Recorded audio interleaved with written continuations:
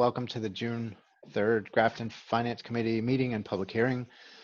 Pursuant to Governor Baker's March 12th, 2020 order suspending certain provisions of the open meeting law and the governor's March 15th, 2020 order imposing strict limitations on the number of people that may gather in one place, this meeting of the Grafton Finance Committee is being conducted via remote participation. No in-person attendance of members of the public will be permitted, but every effort will be made to ensure the public can adequately access the proceedings as provided for in the order.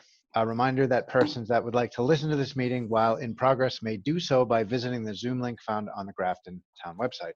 I will ask everybody please to mute themselves on their computer if they're not speaking. We'll need to take attendance to acknowledge that everybody is here and everyone can hear me and is able to engage in the discussion. We will have a roll call vote for any votes that we do.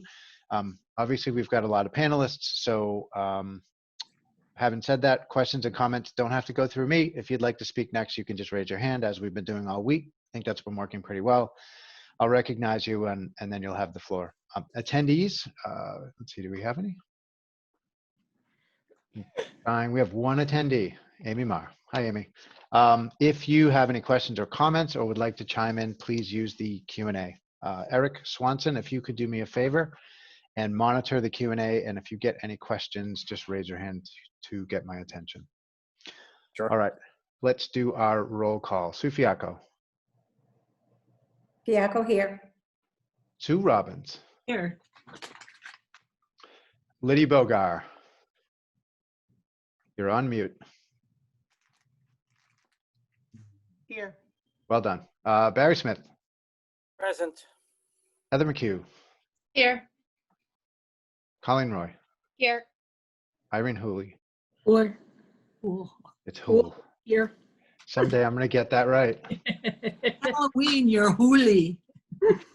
Irene Hool, Irene Hool. Okay. Bruce Spinney. Here. By the way, you're supposed to have your legal first and last name when attending these. Dan Kutcher. Here. Eric Swenson. Here. Tim Barlow.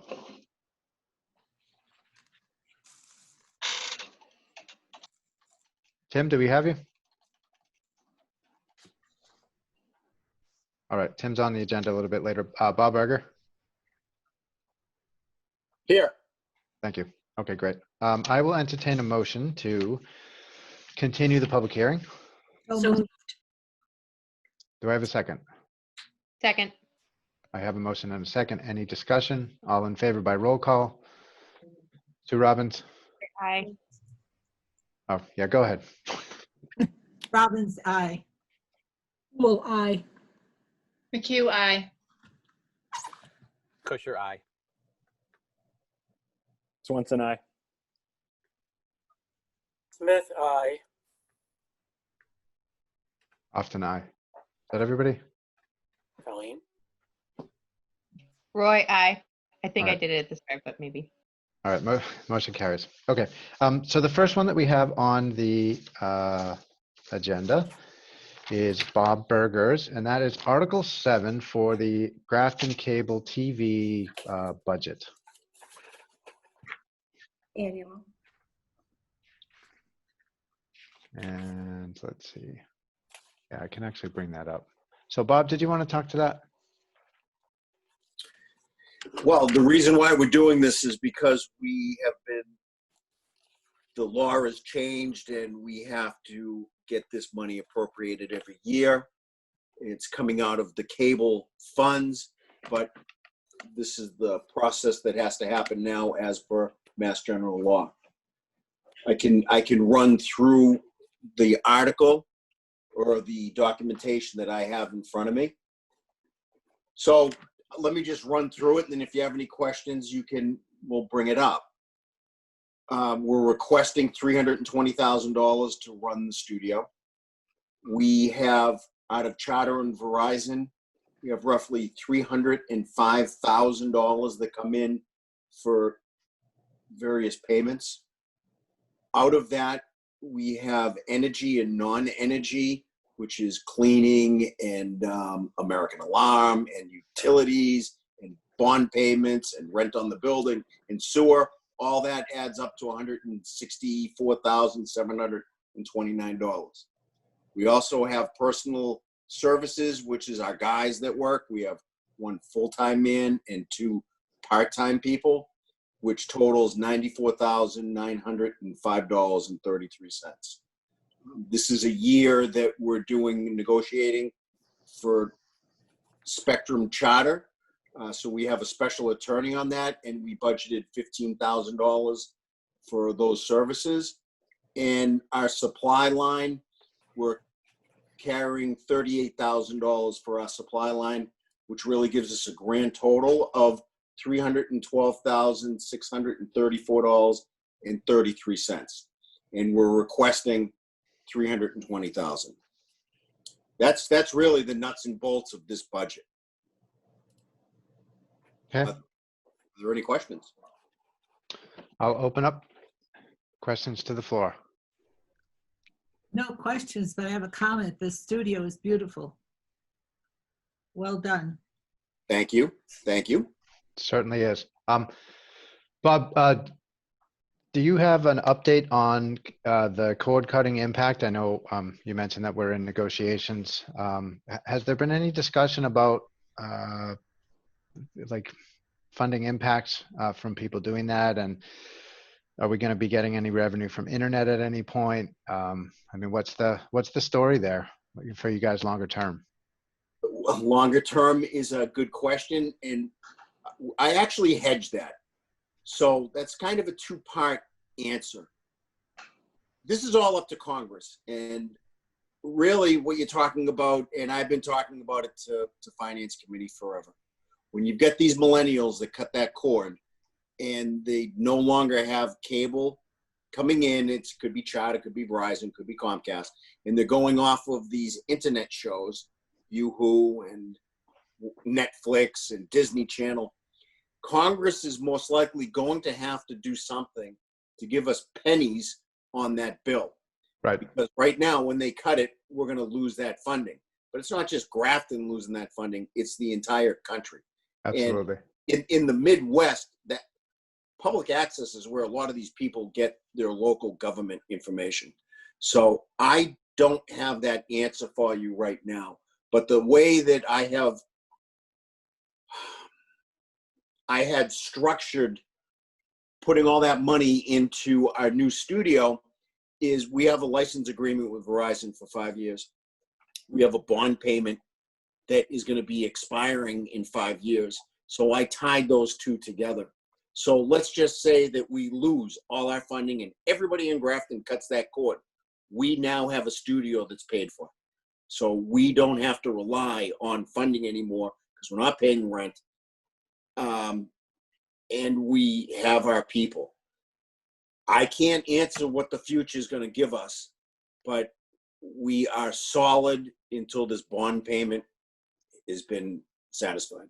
Got it. What's the direction of travel in terms of, have you seen any reduction in revenues so far? Is it noticeable, or is it? No, it's really not that noticeable. Okay, I mean, good. you've got the numbers are 1/3 is Charter, 2/3 is Verizon, and those numbers are dropping down. Not big numbers are dropping down. Got it. By the way, it's not just millennials. My wife and I just just did it, and I had that thought of, I wonder how many other people are doing that, which kind of made me have that question. Go ahead. Right, Bryce. but like I said, the Congress has to figure this piece out because again, it's more of the Midwest of the country that relies heavily on public access to grab their local government information, and I can't see Congress letting this infrastructure just go away. Oh, absolutely. Well, and I hope they don't. I'm a huge proponent of what you guys do and that whole infrastructure. So just as a personal note, if there's anything I can help lobby with the government to kind of keep this going and to, because it's not just going to be necessarily companies that we have agreements with, like Verizon and Comcast. It's going to be people can hop on all sorts of different internet services, and they're getting cheaper and more like highly available. So it's really going to spread out, well beyond just the traditional cable companies at that point in terms of people switching over to internet connectivity. Go ahead, Barry. Bob, the disk space for these Zoom recordings as opposed to the disk for cable TV recordings, is there any significant difference? No, we have plenty of room in our new server. Okay. Any other questions? Okay, thanks. Thanks, Bob. Well, I ran all the way home. Somebody's going to have a question. Okay, I have one. I did my best. Go ahead, Colleen. So we were talking about how at the town clerk, they're taking old documents and preserving them. Is there any thought of taking old meetings and uploading them on a platform that people can easily access? Well, we do have old programs that are on our server. You do, but I know that there have been times where I wanted to see an even older meeting that existed, but I'd had to come in and get a DVD, which is easy enough to do too. But I like old meetings. I like to know what happened. Yeah, I can bring that up to our cable committee, and we can talk about it. I don't know how easy it would be to take it out of whatever platform that they're sitting in and uploading them into. That's a lot of man hours to do that. Okay. Well, I think it might be a great historical preservation project for CPC. Pay for those man hours. Yeah. Ask Maybe- for a grant. Maybe a good project for a high school student. I will bring that up at our next cable meeting. Yeah, it's a good one, Dan. They mentioned that they were doing historical preservation of documents, physical documents. And while I have the platform, just for a minute, tomorrow night we have a ZBA meeting, and as you might be aware, that conference room A I upgraded, so your Zoom meetings can now be live because I made conference room A its like own little laptop. So when you have a Zoom meeting, we can put it right on 192, like the selectmen's meeting is on 192 or 34. I also installed a switchboard telephone in there, so it's almost like a radio talk show. So we can put people in the queue, and then when people are sitting there waiting for public comment, we can have the operator put them into the room, just like a TV show or a radio show. And that tomorrow night is our first ZBA meeting, and we're going to have public comment through the switchboard. Hopefully everything will work. It took about a month to get the technology on paper and installed. So I'm hoping that everything goes tomorrow night without a hitch. And please watch the meeting. Starts at 7. I can't wait. That's fantastic. That's something I've been wanting for quite some time, and I'm super psyched that you guys figured that out. So, yeah, so maybe for some of our future meetings, can you do like a practice session just to kind of make sure everything's working and we know how to operate? Is it difficult as a meeting host? You don't have to do anything now. You just run your meeting as a Zoom. The conference room A is an attendee. Yep. Or a panelist. The conference room is a panelist, so it'll say probably Bob DeTomer, but he's not going to speak because he's not there. And the cameraman is in the camera room, in conference room A. Nobody's in conference room A. And then if you have public comments, they call this number, which we will have for ZBA. You can have it too. And then they will be on Park, and then we can throw them right into the meeting. Nice. Well, Bob, how do we display our paperwork? Like I said, conference room A is just a laptop. So I would be, if I took my camera right now or my iPad and I wanted to see all the panelists, I would see just all the panelists. And I'm just you. I'm Sue Robbins right now in conference room A. That's what conference room A would be. Yep. And then if you wanted to display this Article 7, you're doing it right now. This is what it would be seen on TV. Okay. Nice. So would it be a split screen, Bob, on TV? It would be what you're looking at right now. Okay, cool. So people wouldn't see the gallery view as we're having discussions. If you're presenting a document, they would see that. That's right. Or you're the host. You say what the display is going to be. Got it. Cool. All right. I want to keep to the schedule. Go ahead, Sue. I was just wondering, we have to make a reservation for conference room A, correct? That's correct, because that's the only room that has this equipment. Okay, through Cindy, is that Cindy I? Is that what? The normal routine that you have. Okay, thank you. Okay. Excellent. All right. If it's okay with everybody, I'd like to move on. Everybody have a great night. Thank you. Thank you, Bob. I appreciate it. Okay. All right. So we are on to Article 32. The petitioner is Lydia Bogar. Lydia, you have the floor. Thank you, Mr. Chairman. I really have kept this article active in the warrant, even though it certainly has been replaced by another. I wanted to do it in honor of the dozen or so grandmothers, senior ladies at the senior center who started this petition and who are beyond upset about the other big recreation project. And they were a little reluctant to have their eggs all in one basket. So here we are. So can you talk just a little bit about what you mean about all their eggs in one basket? So is that the intention is to move the money out to upgrade parks all over town? Is that Correct, that there will be so much money spent on the super park or the community park or whatever its name is this week, that the other parks, their maintenance and improvements would be neglected, and that would not certainly be fair to students who enjoy walking to a park, whether it's with children or grandchildren or just walking themselves, you know, like this time of the day, you know, just get a little exercise before you go in and lock the door for the night. makes sense? Okay. Matt, can you just move it down so I can see it?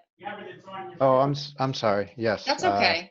I yep. could pull it up on my iPad, but No, it's fine. I'm sorry. I didn't realize That's I okay. wasn't showing that. So let's Thank go you. down there. Yep, no worries.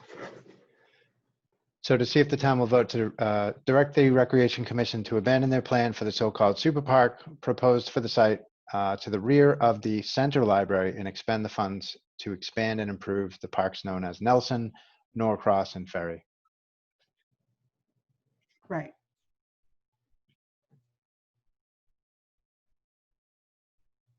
Any other commentary or questions?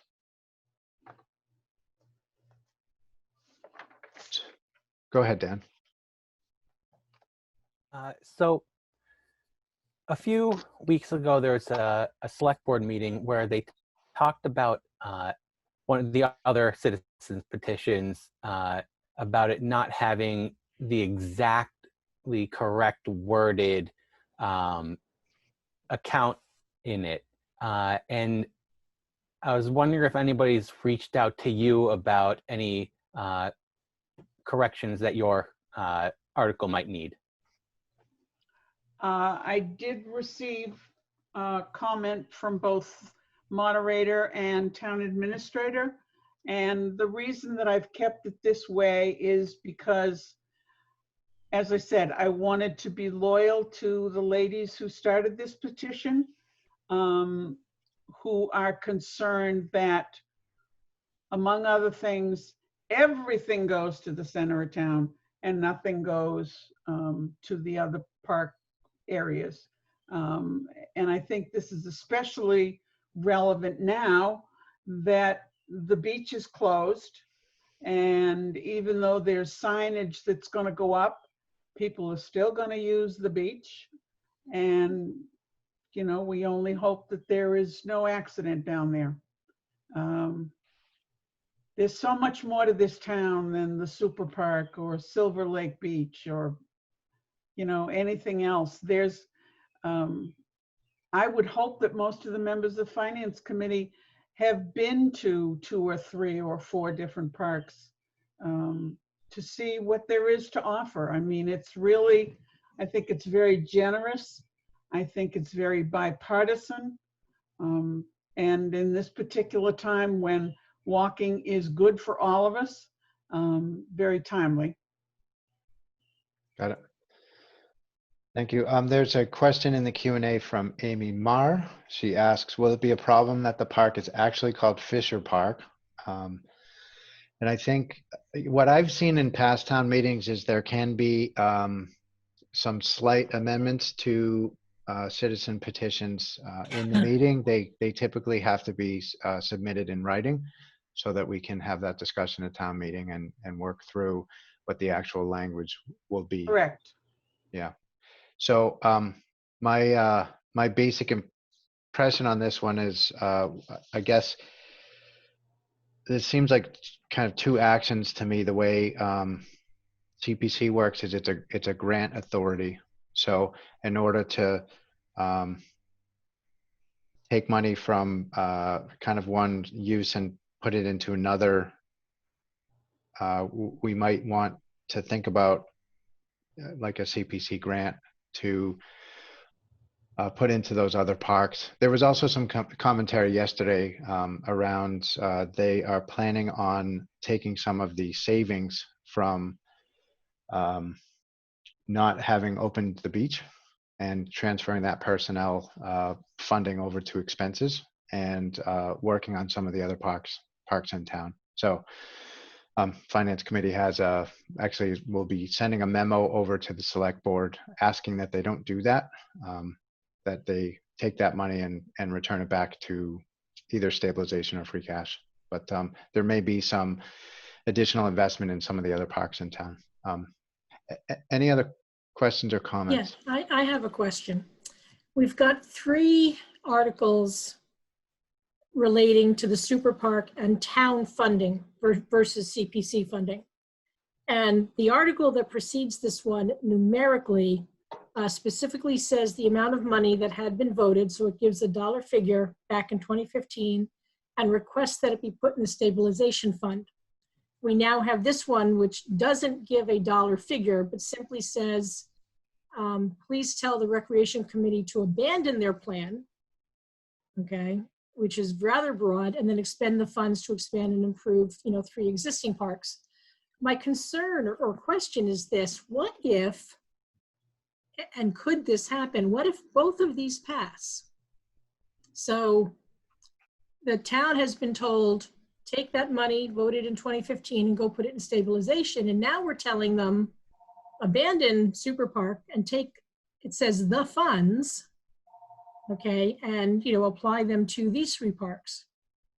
And then what if, unlikely, but again, I'm just kind of curious what would happen if then by some miracle, okay, or quirk of fate or however, depending on where you come down on this, that they passed Article 33.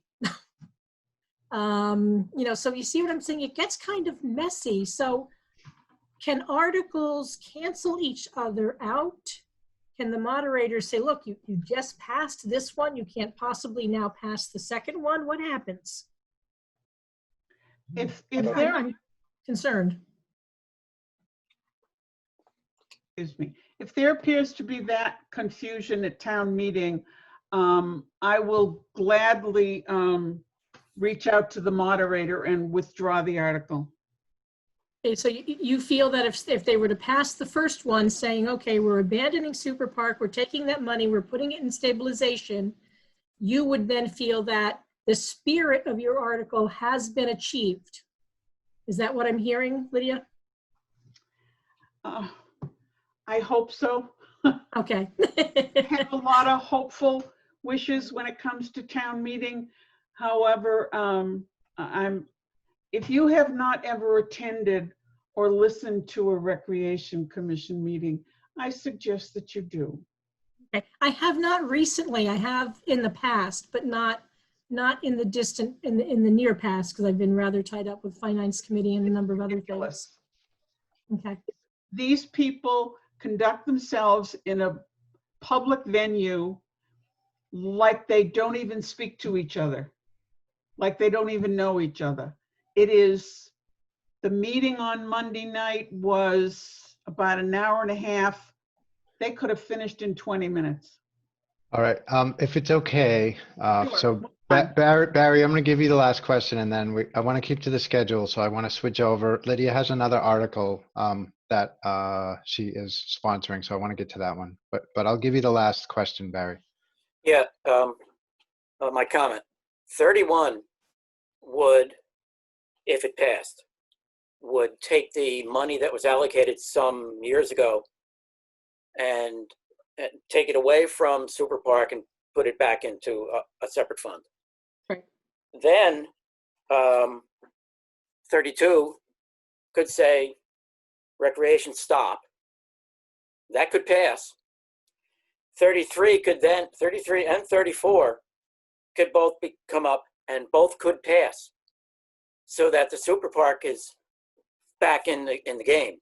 The only thing that would be missing is that $250,000 or so that you lose with the passage of 31. So leave them all there. Okay. Interesting. Okay. All right. We're going to move to the next one, which is 38. All right. Town meeting on Saturday. Correct. This is again a petition that was started by the ladies at the senior center. My concern at this time is, even though town meeting is now scheduled for June 20th, which is a Saturday, it is certainly not going to be a good example of this option for seniors who are feeling very marginalized by town meeting because they either don't drive at all, or they don't drive after dark, or they don't leave the house after dark. As a member of this highly endangered species, I'm not sure how many seniors are going to come to town meeting on the 20th. And I would like there to be some kind of a discussion among the selectmen. I tried to do that for about 6 months. Nothing happened. So we went the citizens petition route. And I don't know that this would necessarily, other than this year, have any cost to it. Go ahead, Sue Robbins. Lydia, why do you think the seniors do not show up for the Saturday, June 20th meeting? Many that I have spoken to, and I had several little discussion groups that I was helping to organize at the senior center. Mm-hmm. There are probably a dozen out of 20 that I've spoken to in the last month who have yet to leave the house, other than to perhaps walk around their own neighborhood. Because of the pandemic. And they're afraid to be in a crowd. They're very concerned with what the safety measures are. I happen to be working the polls, and I can't say I'm all warm and fuzzy about the precautions that they're going to take. I think it's going to be a real toss-up, and you know, we can't be sure that we don't have some adverse weather situation that'll just, you know, blow the whole thing into the next day or the next week. Yep, I think the plan at this point is the rain date is Father's Day. It's the Sunday, and then Right. there's a secondary rain date of they'll tie it to close to graduation. So yeah, Right. yeah, it's definitely not ideal. Go ahead, Barry. Lydia, have you run the language of this article past the town moderator, Ray Mead? I have not run it by Ray Mead. I did run it by Mr. McInerney, but we never had a substantial conversation on the subject. The reason I say this is I went through an experience some time ago about a citizen's petition, which is really a fun thing to do. And changing the language in here may need to be modified to refer to potential changes to the bylaws or charter. I think one of those or both refer Bylaws. to an actual time and day for when the town meetings are supposed to occur. And if that's the case, and we do this, you'd have to go through an interesting exercise of actually getting the charter changed, which has to be reviewed by the state attorney general, and a very nice woman over in Worcester who handles that, blah, blah, blah, all of that stuff. So my suggestion is you check out what Ray Mead may have to say about the need for modifying this language if it goes forward. I'm more than happy to run it by Ray before we actually have town meeting. Okay. Yeah, I think that might be a good idea. That was one of my comments as well. I'd love to just get some input from Ray. For me, I'd also be interested in just some analysis around. Obviously, we want to make town meeting as accessible to as many as possible. That makes perfect sense to me. But when we make a shift from a weekday night to a Saturday, there's going to be winners and losers. So some people are going to benefit from that. Some people are not going to benefit from that. So for me, I'd like to see some analysis around, is there any cost impact? Is there any schedule impact with, that time of year, particularly in the spring? The schools have a lot of events that are scheduled for the same venues, and just, a little bit of a cost benefit analysis. Well, I think the advantage this year is there's no hockey playoffs, there's no Little League, there's no Lassie League, there's no nothing. Absolutely. So mom and dad can swing into town meeting, and maybe they'll bring grandma, and maybe then they'll go to the brush dump when they're done. Who knows? We have just been informed, Matt, in the Q&A, somebody cited the article. It is in the bylaws versus the charter. Correct me if I'm wrong, I believe the bylaws are somewhat easier to change than the charter, but it is the bylaws, Article 2. Look at the Q&A, and it's somebody literally copied it for us. Thank you, Greg Marr. That is where the time for town meeting is set as being a particular Monday, and if not completed on Monday night, carries over to Wednesday night in order to complete the business. Yeah, so a bylaw can just be changed by a simple majority at town meeting. So, a citizen petition can certainly do that. My concerns are, I agree with Matt about the wanting to see some analysis, but also this warrant article doesn't mention the bylaw, and it doesn't mention kind of the specifics about which Saturdays and the times that are the kinds of details that are currently included in that bylaw. So I don't know if there's specific rules about this, or if it's up to the town moderator's discretion, if he'll allow a motion that includes all that based on this warrant article. So I definitely would echo the recommendation that you talked to Ray about and see what he thinks is best.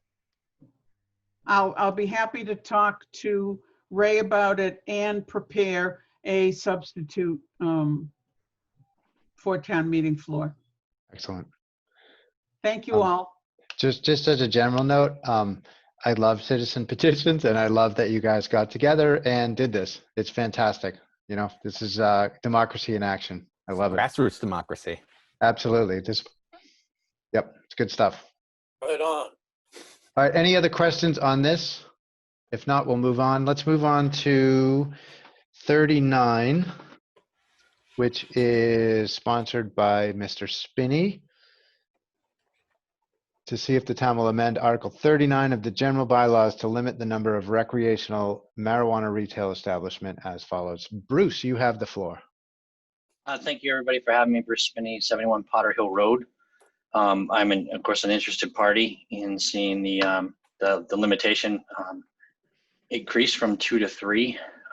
This is essentially a simple article that's going to change the current bylaw, which is 20% of our retail walkout, essentially liquor stores, to 50%, which in its current state would move it from 1.2, where it's at now, which of course we round up to 2, to 3, essentially 3 of 6. This is basically the language that the town administrator used when he originally published the warrant and the draft to the town. Since then, he had a change of heart in how to handle this particular situation that we have in town. And the select board decided that they didn't want to take it up. And of course, it's kind of out of the planning board's purview because this is just a general bylaw change and not a zoning change.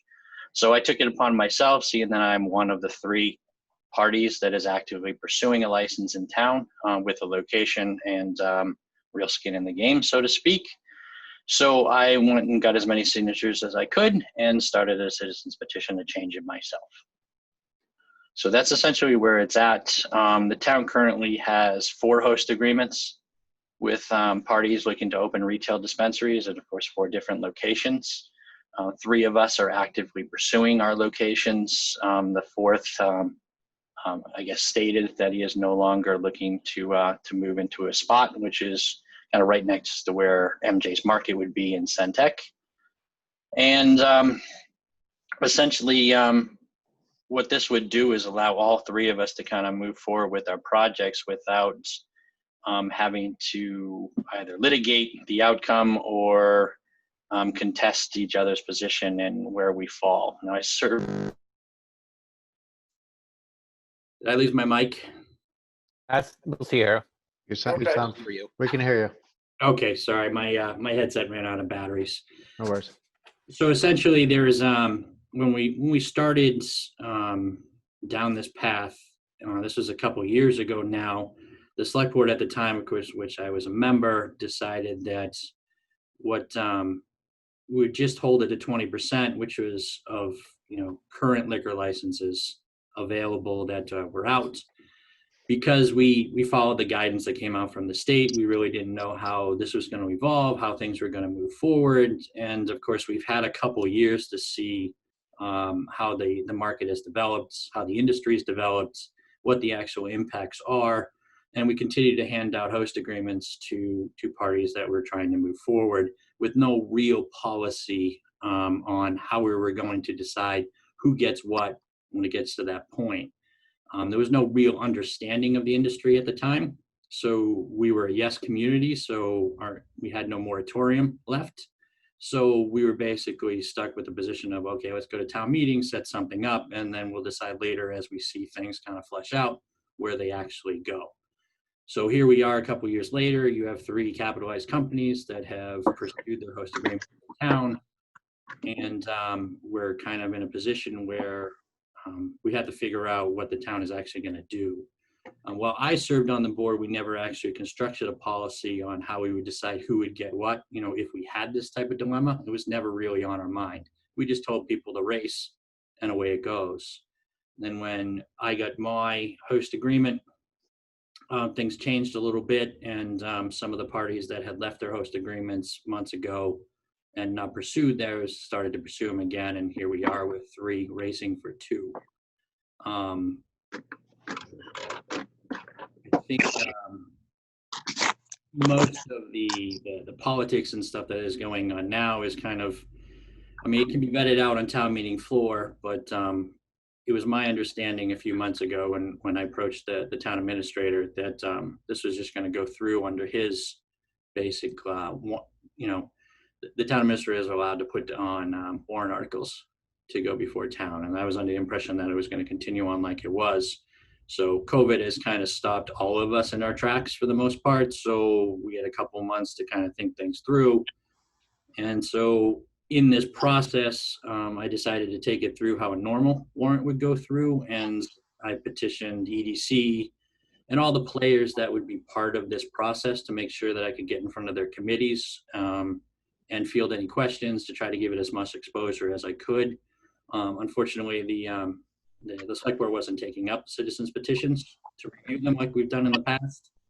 So in accompaniment with making sure that I present to FinCom and answer any questions that FinCom may have, every year the town administrator does it's kind of like a warrant article review that goes on public access, or rather the government channel of public access. So I wanted to make sure that all the citizens petitions authors that are here tonight can participate in that particular program. And what I would request that the Finance Committee do is make sure that Bob DeToma, who runs the Cable Access Studio, who will be putting together the video for us, allows it to go on the government channel. And he needs somebody who's a member of the government, or at least a chartered member of the government, to make sure that we can have access to the government channel. Okay, we can talk about that a little bit later. But okay. Yeah, sure. Of course, I'm here to field any questions that anybody might have. All right, I'll open up the questions, floor for questions.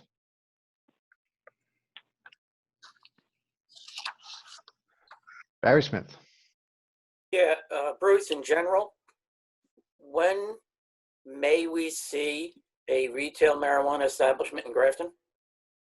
So I can't speak for the other two parties. I'm sure they're in a position where they, most of the dollars that come out now are investment dollars. For two of our companies, we don't actually have any operations in any other cities yet. Resonate has just started growing, and they've just started a store in Worcester. So they're kind of just began. And then of course, COVID happened, and it held up all the retail dispensaries in the state. So where they're actually at, I'm not sure. Where they're at with the CCC is pre-provisional, which means any of us could have a long way to go. It's kind of all over the board where people go from either an applicant status to provisional status to actually having a license to open the doors. And in any one of those particular stages, you could see months of review before you're actually able to open. So from provisional to being able to operate, it could be 3 months, it could be 6 months, it could be a year. It depends on, what happens in that review process and how it continues to go for them. So I would say, I would be skeptical if somebody told you that they were going to have something open this summer and actually be operational. You'll probably see some provisional licenses over the next couple months. But I would say the end of the year is where you'll see probably one of us open. My situation, for my particular establishment, I have a facility in Mendon that we've been working on for some time now. We're slowed down a little bit by COVID, but we moved with that project because unfortunately it's very capital intensive, and it's difficult for me to spend the type of money in Grafton that I can spend in Mendon when I could spend a great deal of money and have no idea if I was going to be allowed by Grafton to move forward. So I was hoping for some more participation from the municipal offices, but unfortunately that's not there. So I'm going to present it and do it the best I can. Let's say December maybe, but could be later. Any other questions? Go ahead, Dan. You're on mute. Hi. So you said that the original idea was to just give out community host agreements and basically just tell the different parties to race toward the two available spots. But now it sounds like it sounded like the idea at the time was that would create some urgency, and there would be, that would cause people to get there quicker. But now you're saying you're focusing on Mendon more than Grafton because there's more uncertainty in Grafton. So it kind of backfired. Is that what I'm getting? I wouldn't say it backfired. Some towns do things different. Like if you look at Shrewsbury, they only allowed 2 host agreements to actually be signed because town meeting told them you're allowed to have 2. They knew where those spots were going to be. They went with those parties, and unfortunately, both those parties have been held up.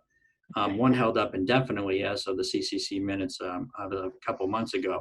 So they have nobody interested. They didn't allow anybody else in the door, and they have nothing to show for it at all. Then you look at our situation where we gave away 4. One sold theirs to another party, and that party ended up just walking away from it anyways.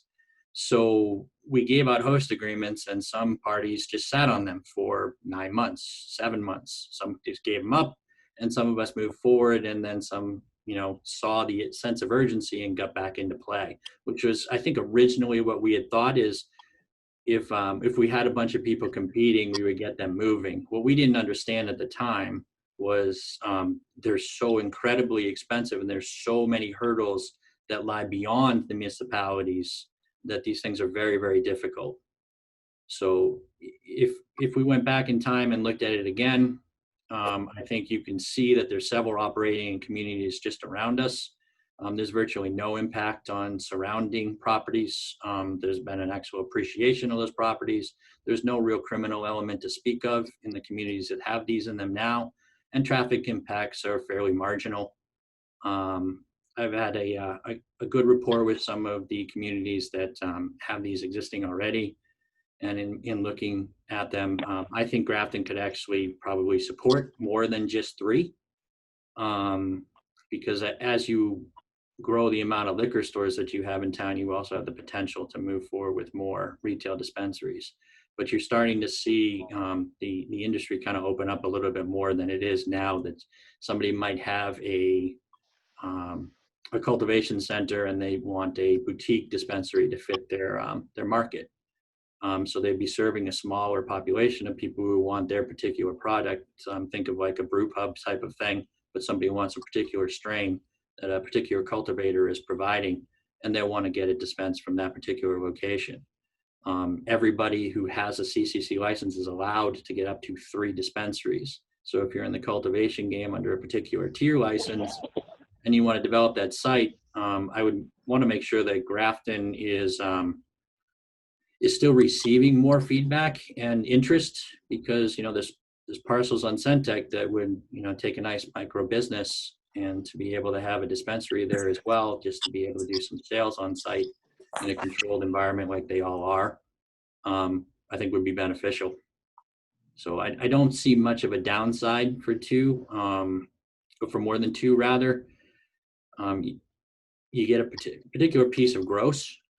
So whatever the market could bear for this community and the surrounding communities, especially the no surrounding communities and the people who pass through town, whether we do 16 million between 5 stores, 10 stores, or 2 stores, the town's going to see the same amount of revenue from host agreements and excise tax. What you do get out of having more than 2 facilities, of course, is in my particular location, it's been an abandoned building for about 12 years. And you're going to get a multi-million-dollar facility there, which, like every other business in town, how we handle our tax rate is basically the assessed value of the property is what we base our revenue on that particular property, whether it's a business or a residence. So I see very, very little downside. These are all in the zones that were predetermined by previous town meetings. We didn't expand anything. All we're doing is allowing the landowners in that particular zone to fully utilize their properties. Sorry, Matt, that was a little long-winded, but hopefully I got around that question. I would expect nothing less, Bruce. Yeah, sorry about that. Any other questions? Go ahead, Barry. Nature's Remedy, weren't they one of the initial bidders in town? They were. They actually have a special permit in town for a cultivation center on Centec. They originally had a retail dispensary license, or a host agreement with town. They sold that to another party and came back to the select board to transfer that particular host agreement over to the third party. And that third party had since walked away from it. Okay. All right. I'm going to ask some rapid fire, Bruce. Okay. Why 3 or 50% versus 3? Right. We're going to from 2 to 3? Why not just 3? So I didn't want to limit it. I didn't want to limit the retail sales to an exact number, because we do still have 4 host agreements out there. If Nature's Remedy wanted to come back and change it further, if they were actually interested in a dispensary there, I'd want to allow it. If our population grows naturally and we get more retail liquor establishments, it's going to naturally go that way anyways. But you have, the ability to say, okay, well, if I'm going to build a plaza with a package store in it, and that expands the amount of licenses, then we can actually look at developing that parcel of land and having a dispensary there as well. It also kind of kept in tune with what we were doing already, so people would be familiar with the law that we already passed, and we're just adapting in the same measure that we were using before. Got it. I've heard some concern about pending liquor licenses. We have one of our select board members here, Mr. Prisby. Do you know if there's, sorry, hi. Do you know if there's anything before the board in terms of liquor license applications? And also, I just want to make sure we don't get caught up with anything in terms of there have been a kind of a loosening of restrictions around the sale of liquor for kind of the to-go purposes during COVID. And so, I just want to make sure that we're not getting caught up in just an unusual situation where something passes a town meeting and it has an unintended effect, I guess. No, the loosening of the restrictions surrounding COVID wouldn't apply to the number of licenses, just to the quality of the license and what you're able to do with it. To the best of my knowledge, there isn't anything pending. In order to increase the number of liquor licenses that we have, we would have to demonstrate an increase in the population in Grafton. Census figures over the past 10 years have kind of leveled off, as I think a lot of people know. Grafton grew exponentially between 1980 and 2010. But from 2010 to 2016, there really was a leveling off of population. I'm anticipating that that's going to be the same for 2020. So I wouldn't anticipate any change in the number of liquor licenses. As to whether or not there's anything before the board, I think you're kind of asking the wrong select board member. Information doesn't really flow my way these days as it used to, but not to the best of my knowledge. Okay, thank you. Bruce, just one last question. Are there any kind of peer-reviewed studies around community impact? Or I've just on the campaign trail had people reach out about things like obviously public safety and public health. So is there? If you go to the actual CCC's website, part of their charge and their mandate is to assess things like criminal activity, tracking sales, making sure they that as much information that can be readily available to the public is discerned and measured. And on their website, they do publish a report very actively and study the dynamics of the impact of an actual dispensary in an environment. There's not a lot of information there because it's been a couple of years. In my independent studies and how I looked at it, I just went to the actual police departments and looked at their criminal statistics for those particular areas. And while I found traffic infractions in those areas, that's indicative of just having a retail establishment there, whether it's a convenience store or a dispensary. There's no real criminal activity that has been tracked, and you would probably hear about it because it would probably make a lot of news. Okay, thanks. Any other questions?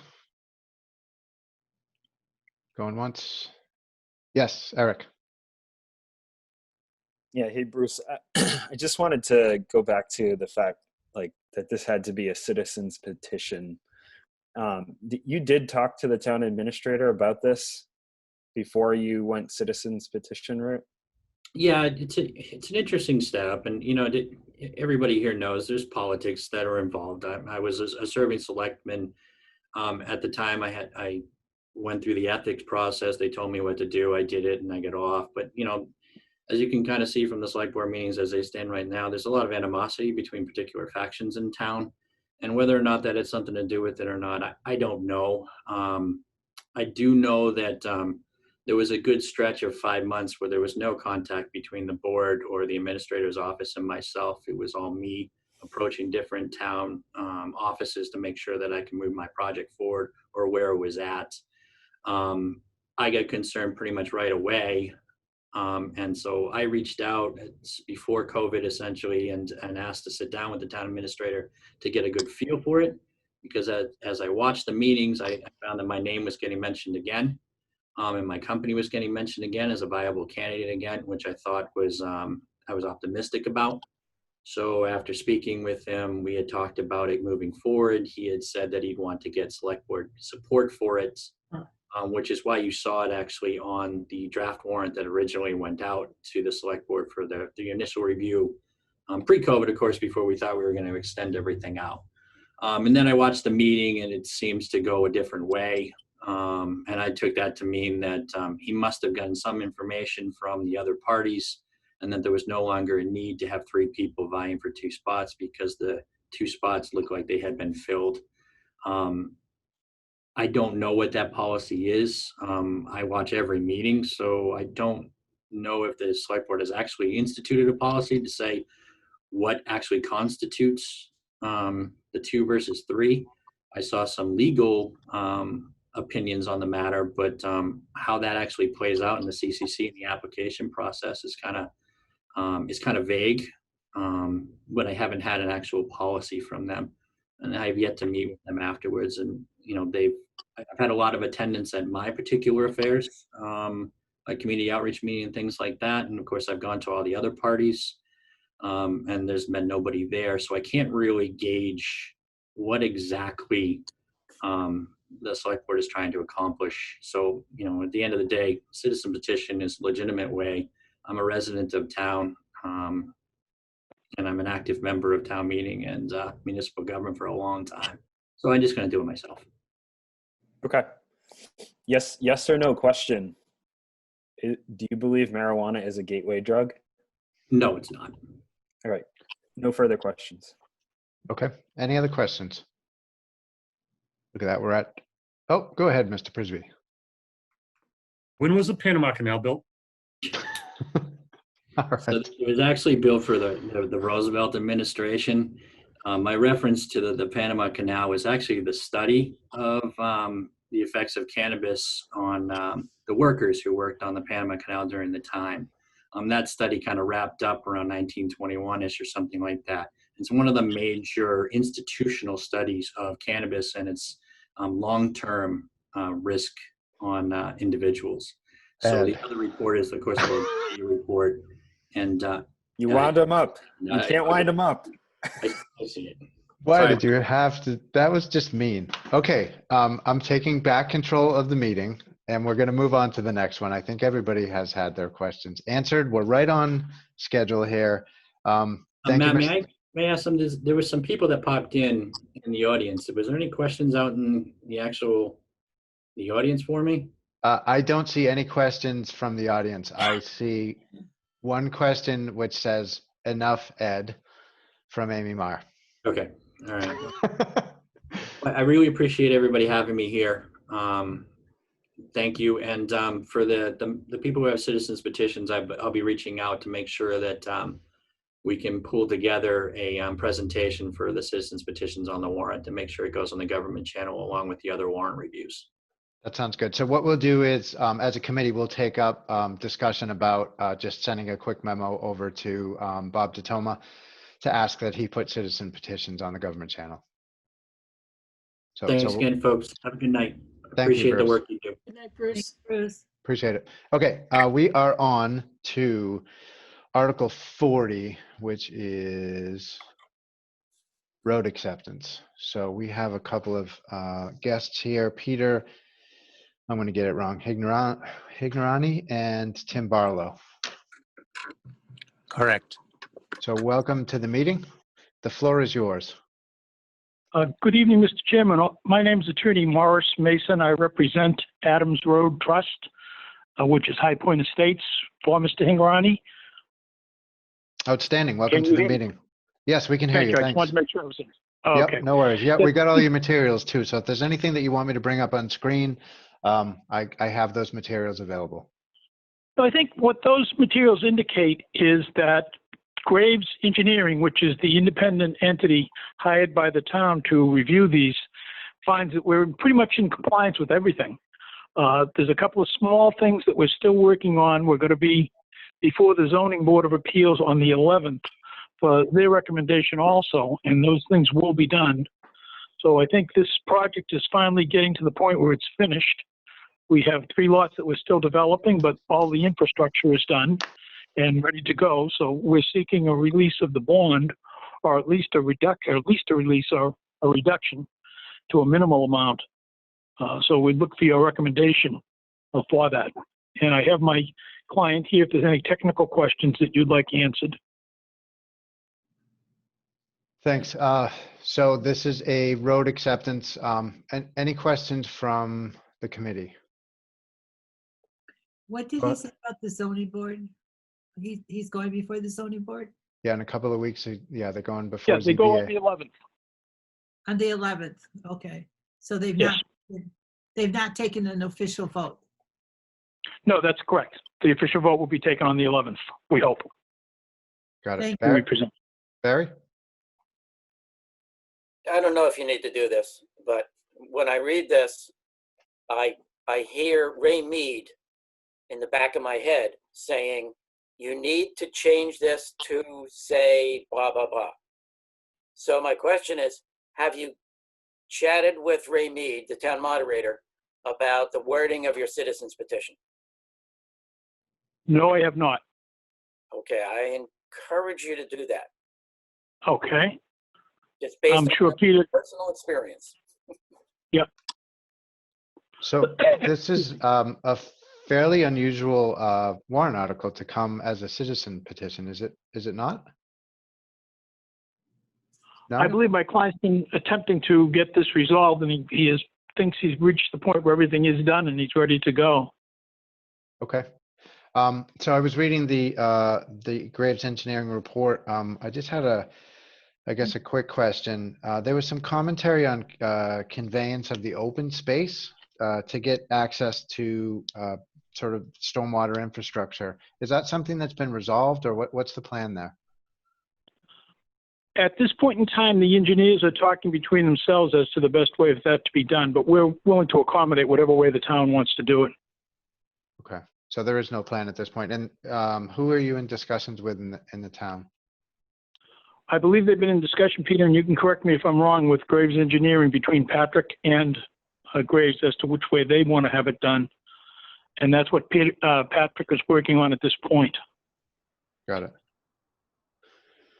Okay. So you said that this is complete. So is the everything is pretty much done. Is there any additional infrastructure for stormwater or any other kind of substantial?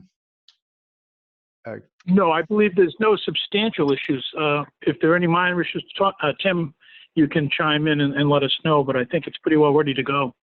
Yeah. Okay. I mean, the report that I read, the only thing that I had concerns about was that open space easement. Tim, did you have anything to say on that?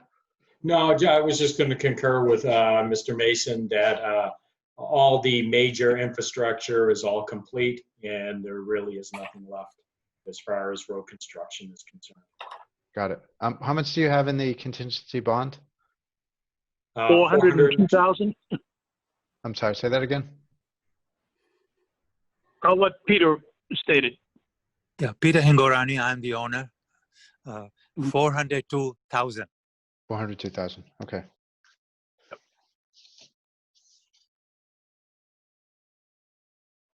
And what's your anticipation in terms of release of some of that, or all?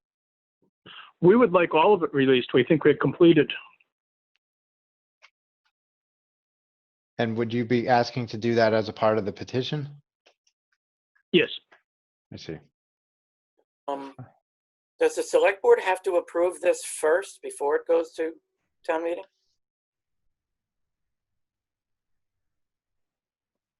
No, I don't believe so, no. Okay. This is a 40B project, so authority really vests in the Zoning Board of Appeals. Okay. That's why we're before them and not the planning board, which would normally be the circumstance where we'd be doing road acceptances and Gotcha. Right. Bill McCusker, you had a comment?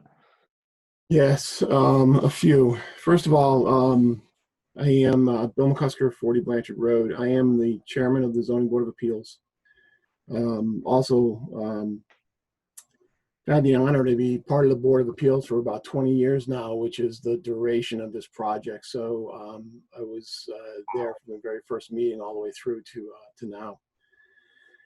There is pending litigation between the town and this citizens petitioner, Adams Road Trust, and I'm a party to that litigation. So I'm going to try to stay very specific and factual in what I state, and quite frankly, careful.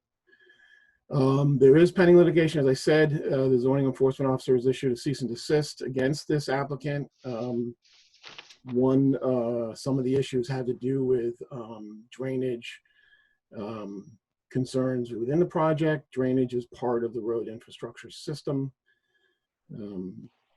The applicant appealed the zoning enforcement officer's decision to the Zoning Board of Appeals, not so much under the 40B process, but under the 40A process, which is the right way to do it. Zoning Board of Appeals upheld the zoning enforcement officer's decision, essentially kept the cease and desist in place. The applicant then appealed that decision to Superior Court, where it sits right now, which is the pending litigation I described. So statements along the lines of all infrastructure complete, drainage complete, things along those lines really, I think are to be debated in the court system at this point. Okay. There's mention that this is before the ZBA on the 11th. Well, I haven't set the agenda for the 11th yet, so I'm not so sure it will be. But more importantly, statements to the effect of the ZBA offering an opinion on this for town meeting. I'm not so sure we'll do that either. We've been advised by Ginny Kramer, town council, that this should actually follow the planning board process. And it's the planning board that would need to be opining on it, not necessarily ZBA. So I just wanted to share those few things for consideration. I'll answer questions that I can, but as I said, I'm going to try to be limit myself just to factual information. Thank you, Bill. I really appreciate the input. It's valuable. Any questions to Bill? I have a question for Bill. This is Tim Barlow. Sure. Bill, the drainage issue is between the present owner and an abutter. I don't believe there's any drainage issue within the roadway or within the infrastructure itself. And Tim, that's where I'm going to stick to the facts and just say that it's in the court system at this point. Okay. Any other questions for Bill? Go ahead, Barry. Okay. I get, okay, so I worry anytime lawyers are mentioned. It drives me nuts. But as a 40B, 40A, roads, etc., that's all very nice. My big concern is you're talking lawyers and you're talking money. That's where I come in as a member of the Finance Committee. I'm really concerned about even looking at this article because of the potential of bringing Ginny in, bringing another lawyer in, etc., etc. So, Matt, I'm not even sure.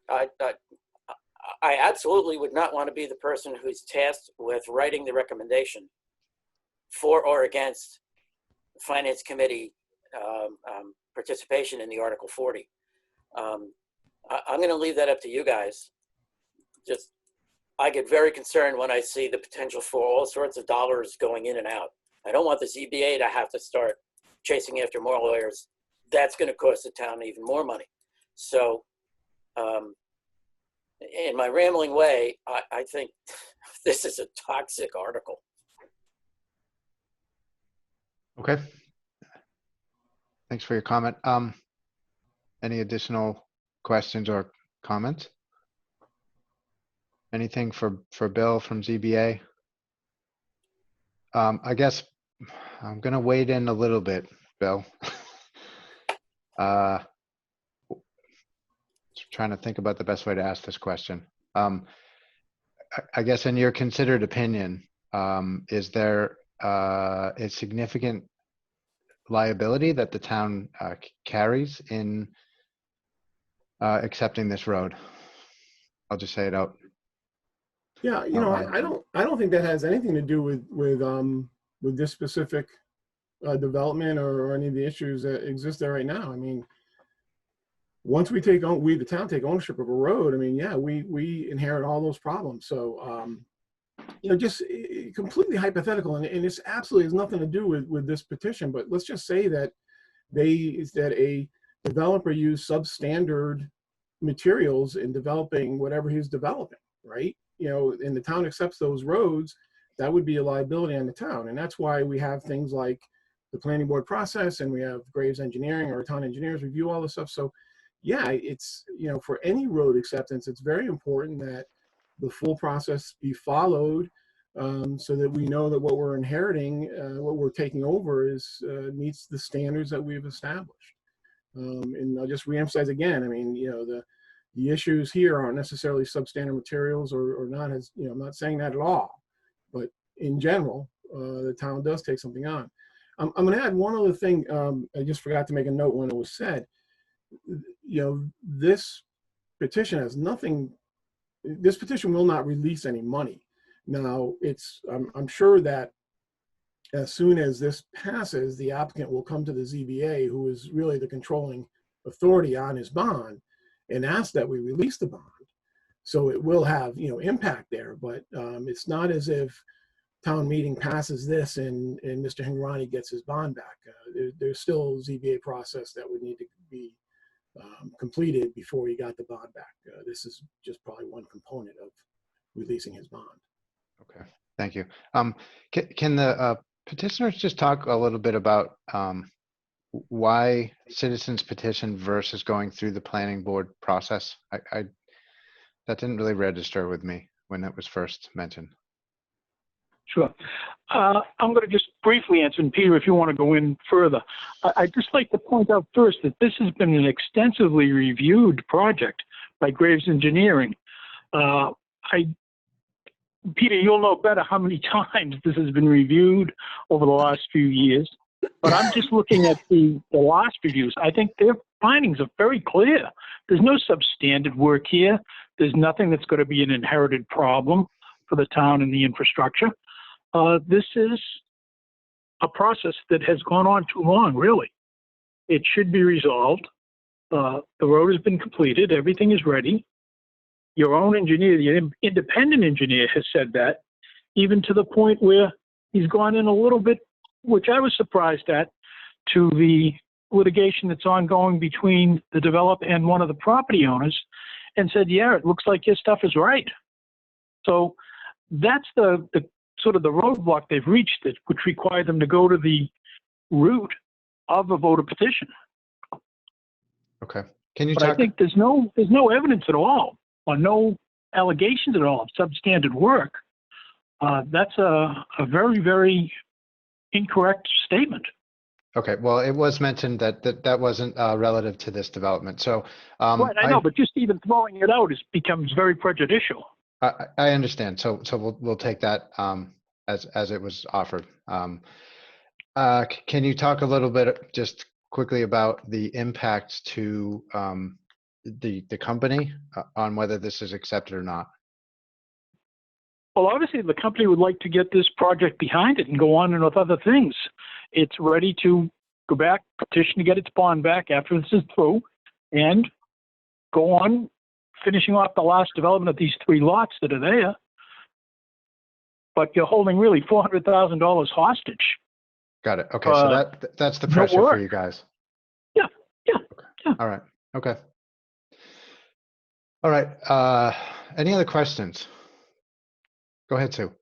I just wanted to ask Mr. Custer why he feels it needs to go before the planning board since it's a 40B.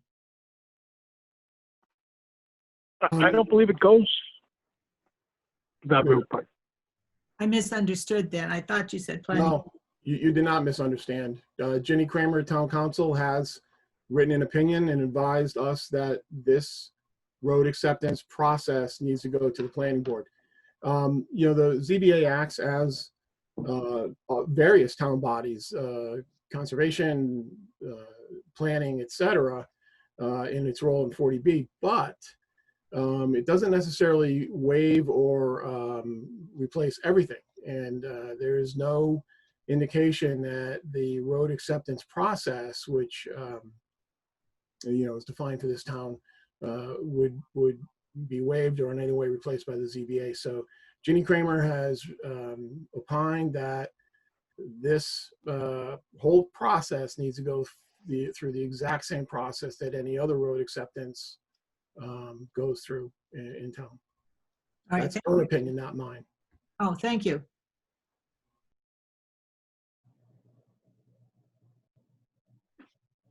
All right, any other questions? All right, thank you. Thank you, everybody. All right, yeah, thank you so much for attending. I appreciate it. Let's see, where are we at? We are, all right, good. We're still on schedule. So we're on to Article 41, which is 25 Worcester Street, and we have Ed Prisby here to speak to that one. So, Mr. Prisby, you have the floor. Thank you very much. Appreciate you guys hearing me on this. My presentation, such as it is going to be pretty short. So don't mute me. I'll get through this. It's going to be fine. But I want to start with two basic propositions. One, there is a demonstrated need for what I proposed here. And two, that this particular property is going to be fit for the use for which I'm proposing. In short, as you guys know, I'm proposing that the town gift or transfer for nominal consideration to the Affordable Housing Trust the property located at 25 Worcester Street. That property, from what I've been told, has been vacant since about 1980. It used to be the site of a former school. It is no more. And over the past 40 years, and certainly over the past 10 years since I've been here, there have been a number of proposals for how to use that property, one of which was a super park, and that didn't go anywhere. It sits vacant to this day. I mean, you could slap a couple benches on it and it would be a halfway decent dog park.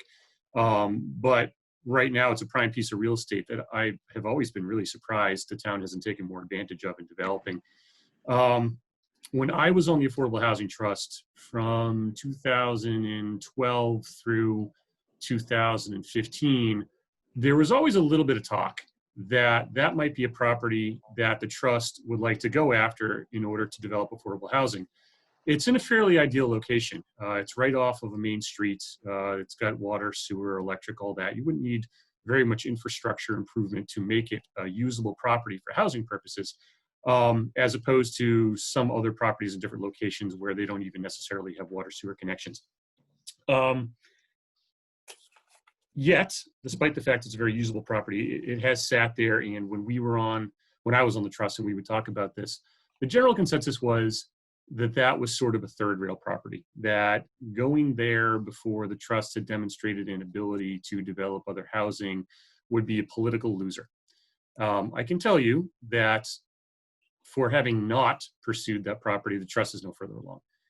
Since 2007, the Affordable Housing Trust has not actually developed any affordable housing in Grafton. So we're at a point now where there is such a need that somebody needed to get the ball rolling, and that somebody is me, despite the fact that I'm not even on the trust anymore. But let's talk about need for a second.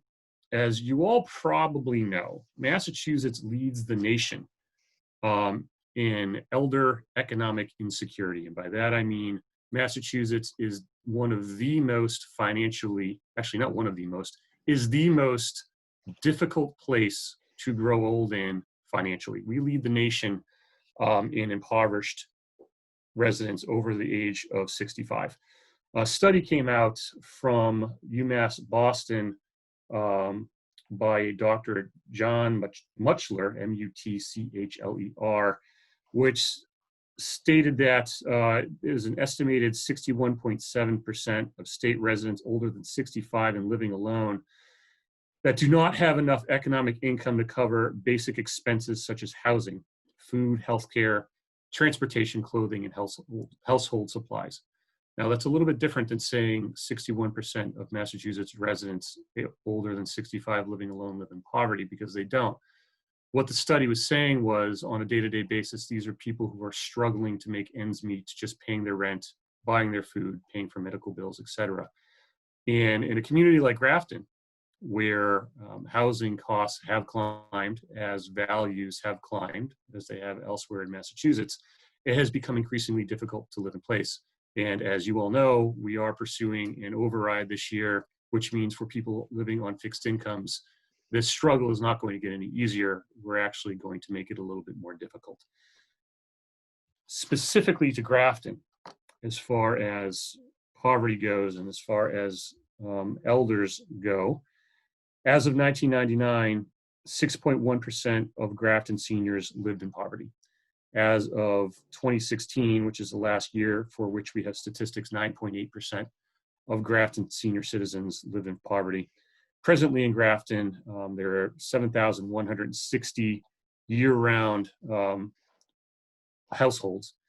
And in order to get up from under Chapter 40B, we would need approximately 400 more affordable housing units in Grafton. Grafton, every couple of years, produces what's called a housing production plan, which is authored by a woman by the name of Karen Sonnenberg. It's on the Grafton Affordable Housing Trust website. I highly recommend you skim at least the executive portion of the study. But on page 1, it notes that long-term residents, especially elders, find themselves less able every year to make their basic ends meet and keep up with increased taxes, insurance, utility bills, and are unable to find alternative housing that better meets their current lifestyles. So as what she's saying is, as people grow older and they have owned homes their entire lives and they raise families in these homes their entire lives, their children move on, a spouse might die, and senior citizens find themselves living in homes that are much bigger than not only their day-to-day needs, but much bigger than they're able to keep up with and afford. Unfortunately, they're unable to take that home and find another more suitable place to live because there is a real dearth of senior housing or senior affordable housing in Massachusetts. Anecdotally, I can tell you that my mother is one of these people. She is approaching 70 years old. My father passed away some time ago, and my brother and I have long since moved on. And she has 1,800 square feet all to herself. And it's becoming increasingly difficult for her to keep up with the maintenance and the upkeep of the home. Not to mention, I hear about every time I go home that they want to build a new fire station, and the taxes. So my proposal is a part of, I think, a long-term solution, or part of a long-term solution in Grafton specifically. And the ask is exceedingly simple. Transfer a town-owned asset to the Affordable Housing Trust so that the Affordable Housing Trust can develop affordable housing with a partner, obviously a developer of some type, on that spot. And that's it. Thank you. Any questions? Really? Nobody? Barry? You are on mute. There, everything I have to say is important. I agree. I think it's an intriguing property in nearly the center of town. Affordable would be great. Sidewalks all the way down to the commercial stretch would also be great. We now know that you cheat death anytime you walk down Worcester Street. But it's going to be, if it is Article 41, it's going to be near the end of the town meeting. I hope enough people are still there so that they can vote in favor of it. Thank you. Ed, what happens if they can't use it? Then nothing happens. I mean, it stays the way it is, and we haven't done anything to otherwise alter it.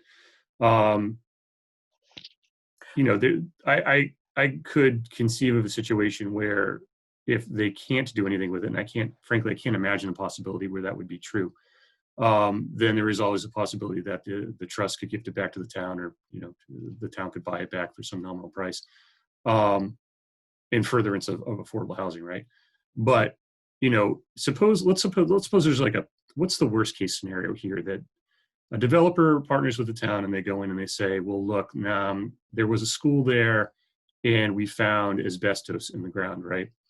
That just increases the cost of development, but that doesn't have anything to do with this proposal. That would impact the development itself, and the Affordable Housing Trust would have to figure it out with their $1.7 million, so some of that money ends up becoming site cleanup money, right? So even in the worst case scenario, you're still talking about some project going there.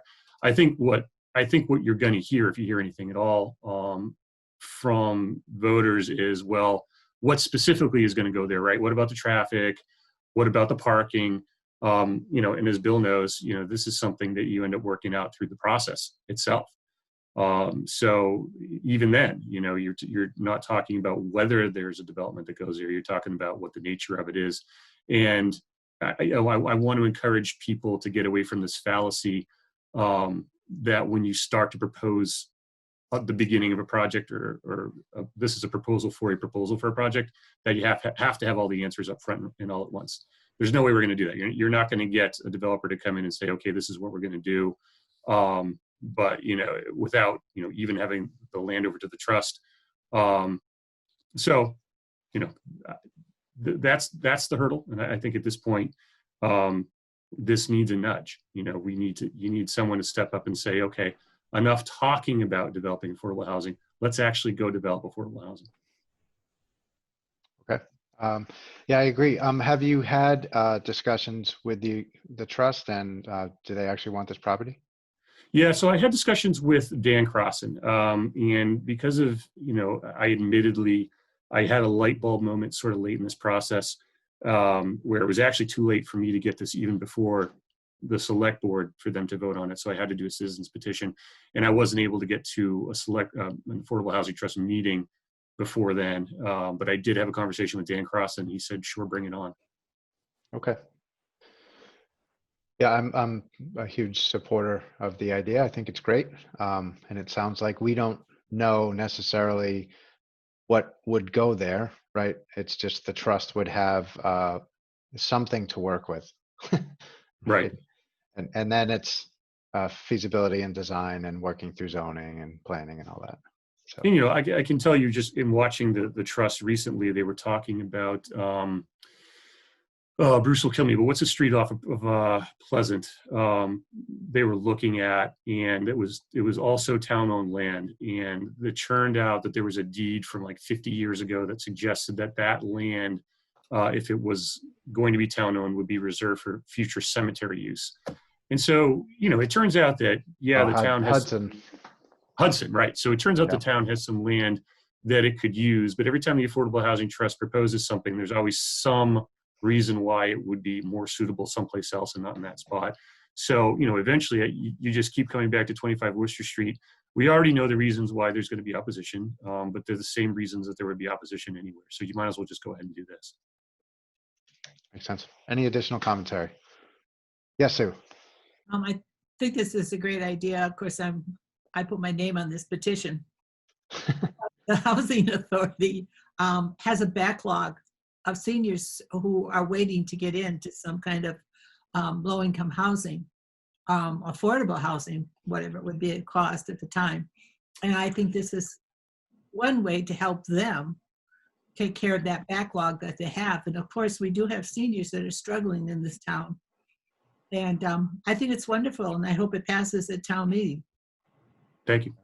I agree. Yeah, just looking at that production plan, the only thing that's being built in town these days is, detached single-family homes, and the right. number of rental properties and other types of housing has just, as a percentage of the overall, has just continued to go down. So, some of these village mixed use type of developments and obviously some affordable housing, it's definitely desperately needed at this point. Go ahead, Dan.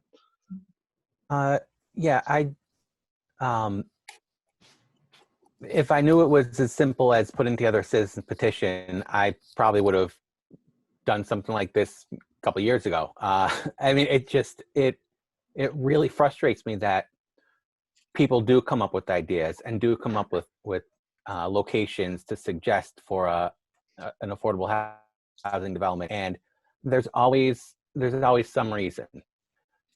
So I'm glad to see this is finally making it to town meeting to be voted on.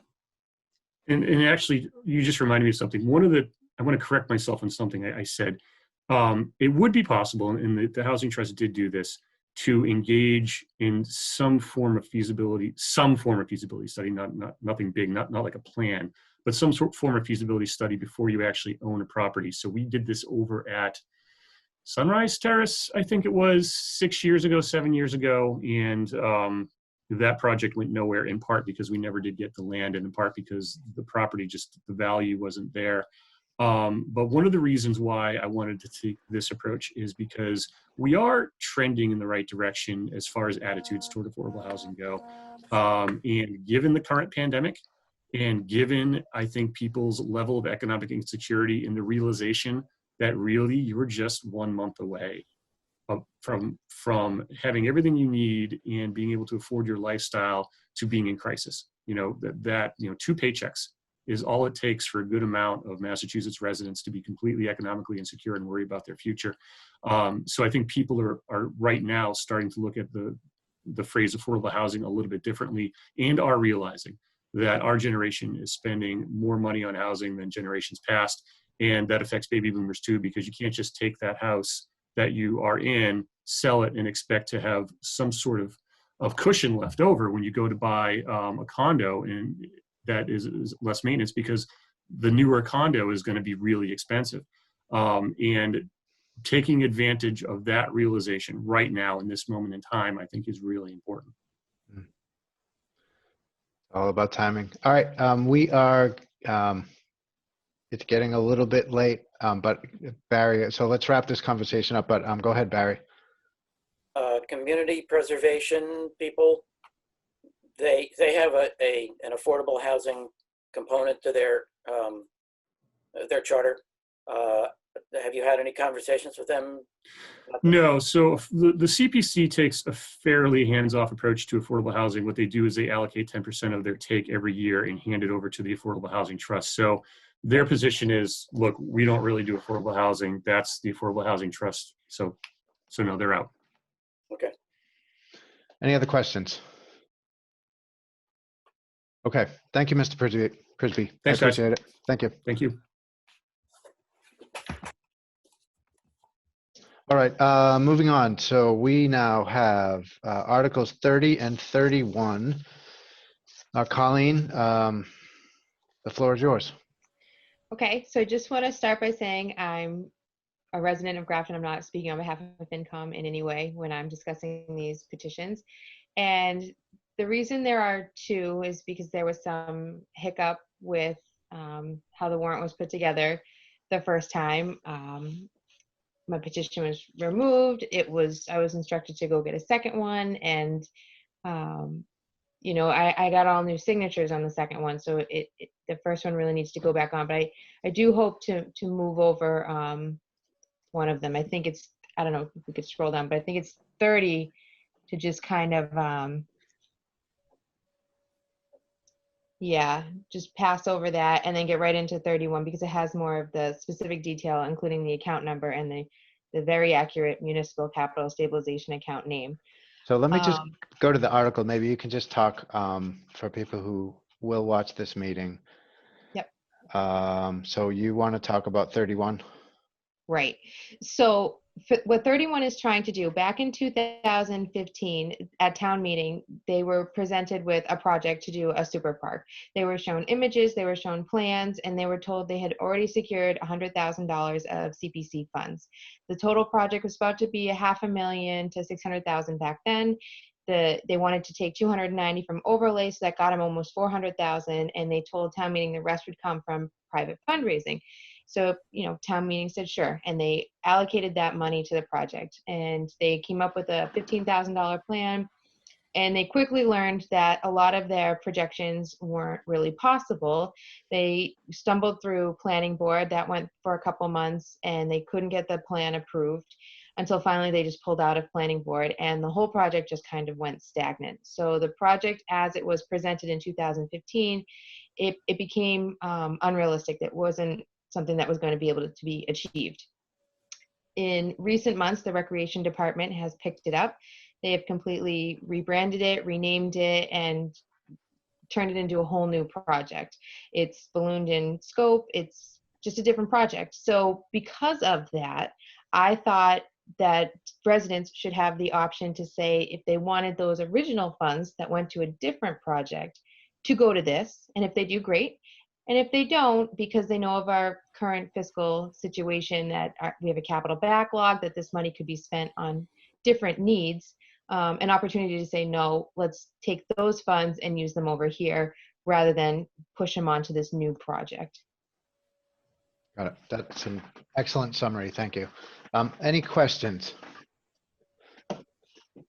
So the only question that I had, I was a little bit confused with some of the discussion last night, and maybe we can clarify that a little bit. So I forget what the statute was that the CPC mentioned, but my understanding is that if this were to pass, then CPC would be unable to essentially continue this project until that amount of money, the 241, was raised with another source of revenue. The bit that I was so that could be private fundraising, it could be another warrant article, who knows, but it couldn't be CPC. Right. My concern was, or I guess just question was, the commentary last night was along the lines of, could the project be done with like less the $241,000, and the response, I guess, from CPC was that would reduce the scope of the project. But I don't feel like I've, in thinking back over the discussion, does anybody, this is just generally to the committee, does anybody feel like they know the answer to that, whether the Super Park project could continue just minus the 241? Go ahead, Dan. I think there was confusion among the CPC members who were at the meeting. I think they were not in agreement about what the implications of that rule would actually be. Right. It sounded like somebody said that if we lose that money, we can't spend any money on this project, even if we reduce the scope, until we've made that money back. Right. And somebody else said that we could maybe reduce the scope and it would be up to CPC. So I have no idea. Okay, so your understanding is exactly the same as mine, which is I don't really understand. Go ahead, Barry. They also did mention that they have a possibility of a $100,000 grant, which could possibly make up part of that. Right. But I think they said it had to be funded and then you'd get the grant. Right, so if the CPC articles do pass, there's some funding right there. Then you have some of that grant money to make up some of that other money that's being reallocated back. So there'd still be some work ahead of them, but it wouldn't, I don't think it would completely stop the project. It would just increase the amount of work they'd have to do for funding.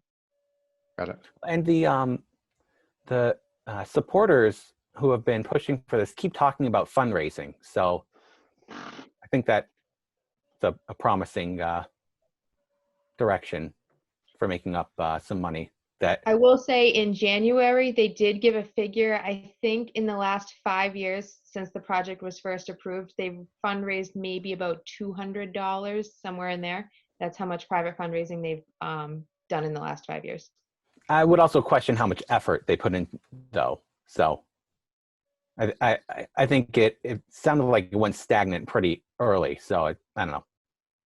Yeah, I mean, it's possible. They did a lot with Rooney Park over in North Grafton. So it's a model that can work for sure to bring some CPC money. And they did the same thing with One Grafton Common, right? So we put a bunch of CPC money in, and then they had a private partnership with a nonprofit to do the rest of the capital campaign fundraising. And that was, I want to say it was over $1 million that they were able to raise privately. So it's eminently possible for that. I wasn't sure whether we had clarity on that or not, but it doesn't sound like we do. Go ahead, Barry. I thought if this goes through for 241, wait a minute, I thought this had nothing to do with CPC or the CPC funding. This was voted by a previous town meeting to be allocated by the town. So if they want that money, they have to go back to the town, not to CPC. They don't have to go back to the town. They just have to go back to anybody other than CPC. Right. Yes, okay. They are not allowed to replace funding that is taken away. Right. Yep. So I guess they'll have to answer that question at town meeting, what the impact would be. And obviously they'll know because we ordered the petitions correctly. Any additional questions on this one? Okay, great. Thank you, Colleen. All right. So I think that's it for our citizen petitions. Yeah, on our agenda, which is good. We're pretty close to on track. We're a little bit over. So the next thing on the agenda is to continue our discussion. We can close the public hearing now, Sue, can't we? Yes. I will. Motion that we close the public hearing. Second. I have a motion and a second. Any discussion? All in favor by roll call. Often aye. Robbins, aye. McHugh, aye. Roy, aye. Kusher, aye. Smith, aye. Swenson, aye. Motion carries. Okay, the public hearing is closed. Let's see. I just want to check in with, can anybody else see the attendees list? Do we have any actual non-finance committee attendees? Amy and Greg. Mark. Hi, Amy and Greg. Hardcore, Mars. Hardcore. Okay, good. All right, so the next thing on our agenda really is to kind of continue our process of voting on articles and reviewing who's assigned. And we have a discussion we need to have on the contingency budget amendment that we want to bring to town meeting. So the first thing that I would like to do, though, if it's all right, is to bring up the topic of just a quick memo to the Grafton Cable around just sticking the citizen petition warrant reviews on government channel. It was really difficult to say. So any thoughts on that? Go ahead, Barry. So the thought would be when Tim and Rebecca go through the warrant article review, that you would have Tim and Rebecca say, here is this warrant article for a citizen's petition, et cetera, et cetera. I think the way that it would work is the citizens would go through their own petitions.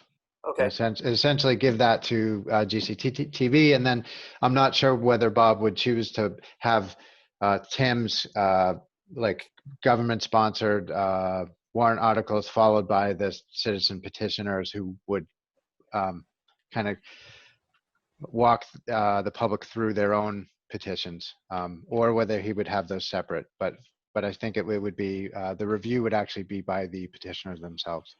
Yeah, I would think that it would sort of kind of be really nice and everybody together if Tim and Rebecca would say, oh, and here's the citizen's petition, and this is what it says, blah, blah, blah. Now, next one. But yep. The actual petition is even better. I agree. I mean, I think just in terms of public access to information to make a decision at town meeting, I'd love to see the petitioners themselves have an opportunity to speak on those to people in advance of town meeting, so people can have a chance to kind of think about the topics. Any other commentary on that? No? Okay. If the committee's all right, then I'll just write that memo and send it over to Bob.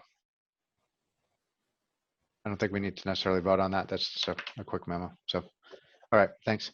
The next thing that's, I'm going to stop sharing just for a second. So Sue, what's the best way to go through? Should I bring up your worksheet, the voting worksheet? You could, that would be fine. Or do you want to continue discussion from last night first? Let's see. Can we just, You know what? While we're fresh, I'll go ahead, Sue. I was gonna say, why don't we just do the special and get it out of the way? Okay, Because we have a lot of discussion on the annual, so. we do. All right. Let's see. Cheat sheet of what we voted on and what we did not, so. Yep. Okay.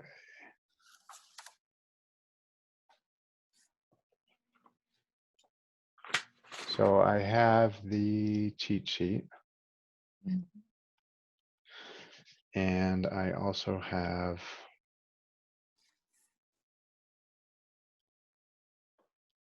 this guy. So let's start here. So this is special. Okay. So Article 1 needs a vote. So that is, let's see, I'm not sure the best way to do this. Can somebody read off the, I guess I could just show it. So Article 1 is the budget adjustments. Right. For 148,896. Yep. Amount. And then we got this sheet with all the. Yeah. So any questions on this one? Did we want to make any? Did we vote on this? No, we haven't voted on it. We haven't voted on this yet. May I make a motion then that we recommend passage of this article in the amount of $148,896. Do we know the funding source? It's all transfer. It's transfers. It's all Okay. within. Didn't you get the? Second. Yep. I have a motion and a second. Any discussion? So this is the one that we wanted to. This is the one that we wanted to send the memo to the select board on, right? Why? For rec. I thought that was the contingent budget. That was the operating budget. This is the special for this year. We're making adjustments to the FY20. Got it. Okay. All right. Yep. Housekeeping. All right. I'm on it. Okay. Any additional discussion? All right. By roll call. Will I? Robbins, aye. McHugh, aye. Roy, I. Fisher, aye. Smith, aye. Often aye. Matt, Eric is muted. everyone received the copy of what Tim sent out when all the transfers were? Mine. Yes. Yep. Okay, just to make sure. Okay. Article 2. So that is snow and ice. We voted on that one, didn't we? We did not. We didn't vote on that.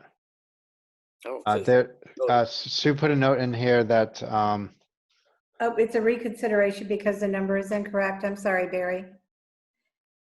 I don't have a clarification on that from the other night's presentation. From the management report that I had sent you, snow and ice is currently at negative 87,886.55. And Becca had mentioned that funds will be transferred from street lighting because of the success of the street lighting program with LED, and that balance is 11,537. Okay. But I don't know, I haven't heard from Becca yet, but the balance would be paid how? Got it. Have you asked her that question? I did. I don't know. Okay. Free cash, I thought. I thought free cash as well. All right. I suggest we just wait until we have that answer and let's just move on to the next one. Okay. So, Usually they send out a sheet. They're not ready yet, so they're just not ready. yep. All right. The next one's Article 3. We have prior year fiscal bills. This was not voted on. I think the bills were very modest. There were two, Apple for $251.25 and Verizon for $228.19. Yep. There were more than that, Sue. It was in the amount of $739.32. Mike's Mobile. Yeah, there were several. Well, I have the amount, the funding source is free cash, but I don't have the listing of the bills. I couldn't write fast enough, so that's Yeah. all. I think there were 4. Yeah. So that's the amount that I have, and the bill insert will be available, but it's not available right now. Okay. Do I have a motion? I move that we recommend passage of Article 3 in the amount of $739.32. Do I have a second? Irene, you got to take yourself off mute. I second it. I have a motion and a, Talking away. I have a motion and a second. Any discussion? All in favor? Robin, McHugh, aye. Roy, I. Once and I. Kushner, aye. Mr. Haddad, welcome. Sorry I'm late. Would you like to vote? What are we voting on? We are voting on Article 3 in the special town meeting. This is prior year fiscal bills in the amount of $739.32. Aye. Off and aye. Oh boy, you seem beat. Long day. All right, man. Well, I'm all fired up. We'll get through this quick. Okay, motion carries. Article 4. So this is Chicken vacation. chicken vacation. I move that we recommend passage of Article 4 in the amount of $10,000. And the funding source is free cash. Yes. I have a motion and a second. Any discussion? All in favor? Robbins, aye. McHugh, aye. Roy, I. Full aye. Swanson, aye. Smith, aye. Off and aye. Motion carries. Okay, Article 5, Affordable Housing Trust. I move we recommend passage of Article 5 in the amount of $53,957. Second. I have a motion and a second. Any discussion? All in favor? Robbins, aye. McHugh, aye. Full aye. Roy, I. Swanson, aye. Off and aye. Motion carries. We should All do right. this alphabetically. It's funny, the other night we fell into this cadence where everybody went in the same order. Come on, FinCom, let's get it together.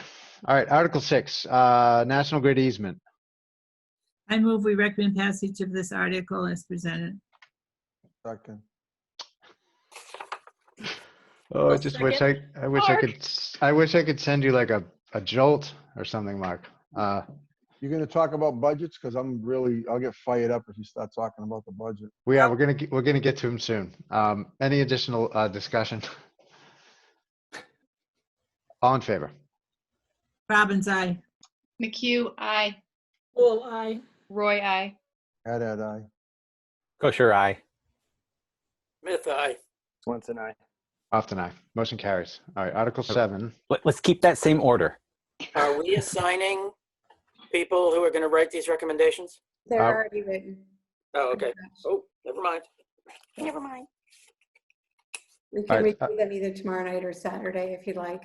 Yeah, let's go through them tomorrow night. We've got the extended leave in Article 7. I move we recommend passage of Article 7 as presented. Second. I have a motion and a second. Any discussion? All in favor? Robbins, aye. McHugh, aye. Full aye. Roy, I. Haddad, aye. Kosher, aye. Smith, aye. Swanson, aye. Off and aye. Motion carries. All right. Excuse me. Article 8. Folks, excuse me. Can you take back all your vote there? The Article 7 was already voted on at 527. Oh, I'm sorry. We're all taking back our. We just need to review the recommendation. Got it. So just I won't say rescind your vote. What's the right word? Retract your motion in second, please. I withdraw my Do we second. need to? I mean, we're just repeated ourselves, right? I don't think we need to. Yeah. Okay. If it had been a conflicting vote, maybe, but we just said the same thing, so it shouldn't matter. All right, moving on. Article 8. I move we recommend passage of Article 8 as presented. Second. I have a motion and a second. Any discussion? All in favor? Robbins, aye. McHugh, aye. Poole, aye. Roy, aye. Aye. Kusher, aye. Smith, aye. Swanson, aye. Often aye. Motion carries. Okay, A question, Matt. sure. When do we think this sale is going to go through? I heard January. February 21. Okay. It's been a moving target. I heard over the summer, and then I read another report, which it was fall, and now it's next year. Well, it's a good chunk of money. It is a good chunk of money. It's a typical Grafton, though. We're very optimistic about our revenues. All right. All right, so we're on to annual town meeting. So let's see. What I suggest for this one is let's go through the articles that we can vote on and leave 5 and 6. We probably can do 5, but let's leave the contingent budget one until last. So let's go through what we just did. We'll do annual town meeting, and the ones that we feel comfortable voting on, let's vote on those, and then we'll talk about the operational contingent budgets. Everybody good with that? Will there be any reports?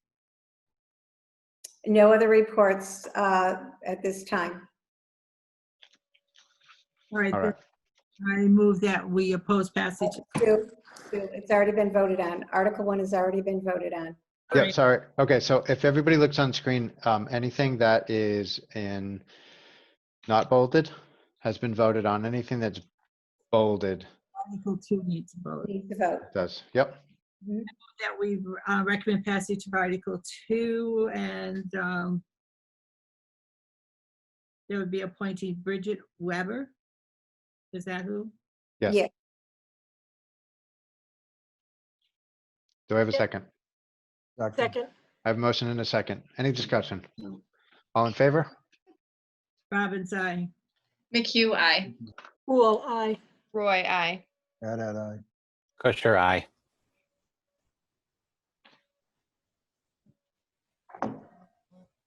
Right? Barry? Yeah, I just lost your thingy over there. You lost my thingy? Yeah. I have a big screen on my left, and big screen. And I've got it. You know what they say about men with big screens? Yes, I certainly do. All right. Are you an aye or an A? Oh, I. Swanson, aye. Often aye. Motion carries. Okay. All right. Let's see. Article 3, BVT. Article 3 needs a reconsideration of vote because the number was incorrect when first presented in May 27th. Okay. Move to approve at 814-270. I move that we reconsider Article 3. I just did that. So you got to reconsider the motion, please. I second Sue's motion. All right. I have a motion and a second to reconsider. All in favor? All right. Robbins, aye. McHugh, aye. Poole, aye. Roy, aye. Aye. Kusher, aye. Smith, aye. Swanson, aye. Often aye. Motion carries. I'll accept a new motion. Mr. I Haddad. move that we approve Article 3 in the amount of 814-270. Second. I have a motion and a second. Any discussion? All in favor? Robbins, aye. Aye. Oh, sorry. Girls first. Sorry. McHugh, aye. Nay. Roy, aye. Aye. Kusher, aye. Smith, aye. Swanson, aye. Often aye. Motion carries. Article 4, we are reconsidering. So we have a new amount. We have a new amount of 48227. Move to Okay. reconsider Article 4. Second. I have a motion and a second. Any discussion? All in favor? Robbins, aye. McHugh, aye. Poole, aye. Roy, aye. Aye. Kusher, aye. Smith, aye. Swanson, aye. Often aye. Motion carries. Hey, Matt, an idea. Yes. Everybody just No, And then you're people on the phone need to hear. Oh, darn it. Move to approve Article 4 as presented, $48,227. Second, I have a motion and a second. Any discussion? All in favor? Robbins, aye. McHugh, aye. Poole, aye. Roy, aye. Aye. Kusher, aye. Smith, aye. Swenson, aye. Often aye. Motion carries. All right, Article 5. We're gonna. Oh, boy. You want to talk about Article 5? Did you get a response back from him? No. I'm ready to take some action on the budget that's presented, by the way, if anybody wants to hear my opinion. Sure. Well, no. I'm gonna say You let's don't get, want to hear my opinion? not right now. What I would like to, let's get through the rest of this, and then let's go back to 5 and 6. Okay. Skip Let's- to 7. Let's crank through this. So we've got 7, which is GCTV. It has been voted on. Oh, sorry. Okay, yeah, all right. So 8 then. With the amount, Sue? Without the amount, it was as the amount presented. Do you want to reconsider the vote? No. No, that's all right. All right, Article 8. Move to approve as presented. Second. I have a motion and a second. Any discussion? All in favor? Wait a minute. I thought we didn't have a list of capital projects. We do. Oh, It's okay. it's the same list we've had since January, Barry. Hasn't changed. Never mind. Did you want to look at it? Nope. Okay. All right. I have a motion and a second. Any additional discussion? Is All in some favor? number in there? What is the amount? Let's see. 973.23. Nope, it's 1.1. Fuck, I don't love hosting. 986 something. Nope. 986, 66, 21, 97, because One 1,125,470. I'll There you go. accept that in my motion as the amount to approve. That's Say the it again, number. Colleen, please. 1,125,470. Thank you. You're welcome. where did these numbers come from that are in the recommendation? Yeah. That's not what I have in front of me. I have on the recommendation, the sum of 970,323 for free cash and a sum of 16,298.97 from retired articles. That's what I wrote on the, is that where you're getting that from, Sue? Yeah, that's what I have. Okay. What does that add up to be? Does that add up to be the 1,125? No. It adds up to what somebody said earlier, 986 something. 197. All right, so so where did you get your numbers from? The 112 was just straight out of the memo that we were sent from Tim to Finance Committee in January. That was his capital budget. I suggest we table this until we can get it straight. Yeah. Can I, point of order, I'm horrified right now. The capital budget has been out for whenever, you're saying since January, and we don't have an accurate number and it's June 3rd? That's ridiculous. Why aren't we getting information from the town administrator's office on this information? Why aren't we getting it? This is frustrating me significantly right now. And now I'm wide awake and aggravated. All right. It's outrageous, Matt. Why are we putting up with this treatment by the town administrator for the finance committee? It's ridiculous. There's no respect whatsoever. I'm really pissed off right now. I can tell. I'm wasting my time. We don't know what the number is. It was out since January. It's June 3rd. Town meeting should have been 2 weeks ago, and we still don't know what the number is? Well, I don't know where the number that Sue got came from. From what's written on the list of the warrant articles that we were given. I agree. Table this until I agree with Susan. Table this until we get the right number. All right. So Sue, can you just send a quick note over and ask for clarification on that? Yes.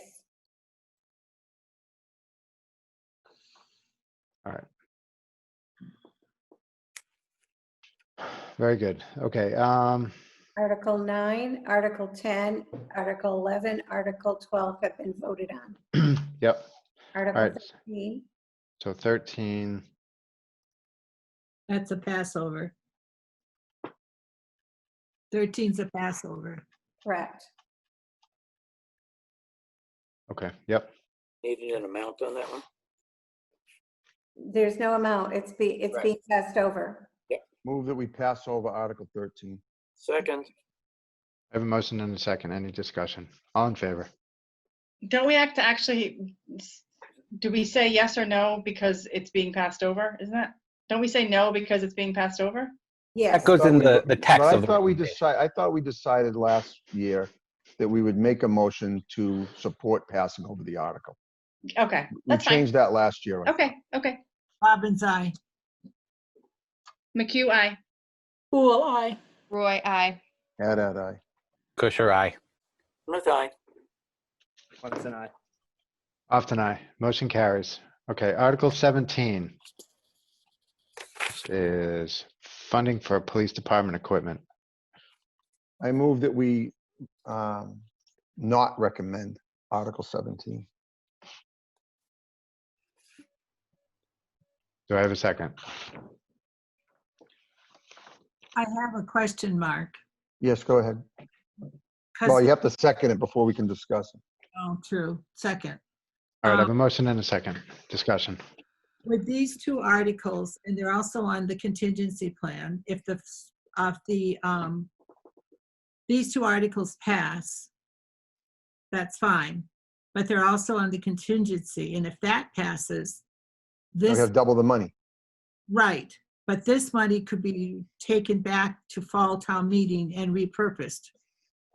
Well, then you have to put a new article on the warrant. You have to re-vote it. You have to rescind the appropriation or transfer the money. It makes no sense to me whatsoever to have Article 17 and 18 as a warrant article and in a contingent budget based on an override. It's unnecessary. If the override fails, put this on the fall town meeting warrant, bring it back in the fall. They're Right. 3-4 months delayed in getting their equipment. All right. Go ahead, Dan. I think it would make sense if it needs to be spent before October. I haven't actually heard that stated. So maybe we should check with, I don't know, Tim or the fire chief, whoever would know when this money needs to be spent by, if it's before or after October town meeting. I think that's, sorry to interrupt, I think that's irrelevant. Why are we double appropriating money? Why are we double appropriating money? It makes no sense. Either you take it out of the contingent budget and put it here, or you keep it in the contingent budget and wait till the fall to see if you need it. It's ridiculous. That's poor management in my estimation. So I think for me, the timing matters. Because if the contingency budget doesn't pass and we don't have an article in there and this doesn't pass and they need the equipment before fall town meeting, they won't be able to get it. There won't be a funding source. So that's my concern. So is this, because I'm not a town manager, is there some kind of like best practice that this is violating, or is that? The like best the issue, practice or- is not to double appropriate money. Right. Not to double appropriate issues, not to have a budget that has it in one place and then a second place. I wouldn't say best practice, I would say common sense. Either you want it in the contingent budget and you push for the override and you hope the override passes and you're all set, or you wait till the fall. Do we even know what this equipment is? Yes. So for What the is it? police, it's radios. Well, they seem to be functioning now without them. They can't wait till the fall if they don't get them. It's radios, Tasers. Mobile data terminals and tasers. and some other equipment. And the fire department is a strong arm rescue tool, a JAWS tool, turnout gear, boots, pagers, thermal imaging, thermal imager, and other. That's it.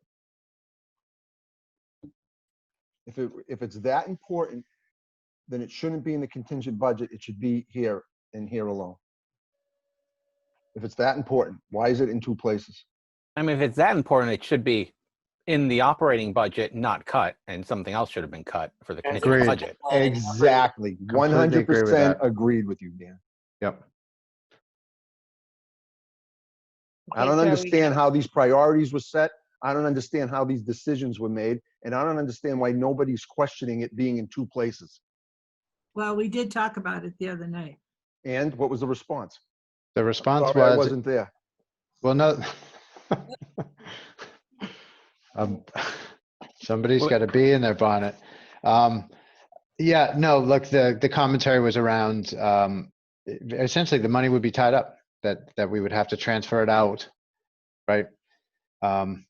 If, yeah, both the contingent budget and these articles passed. So I didn't love it either, but I also, you know, I don't want those items to not be funded. So while I don't necessarily agree with the way he put the budget together and made those decisions, seemingly without really talking to his department heads,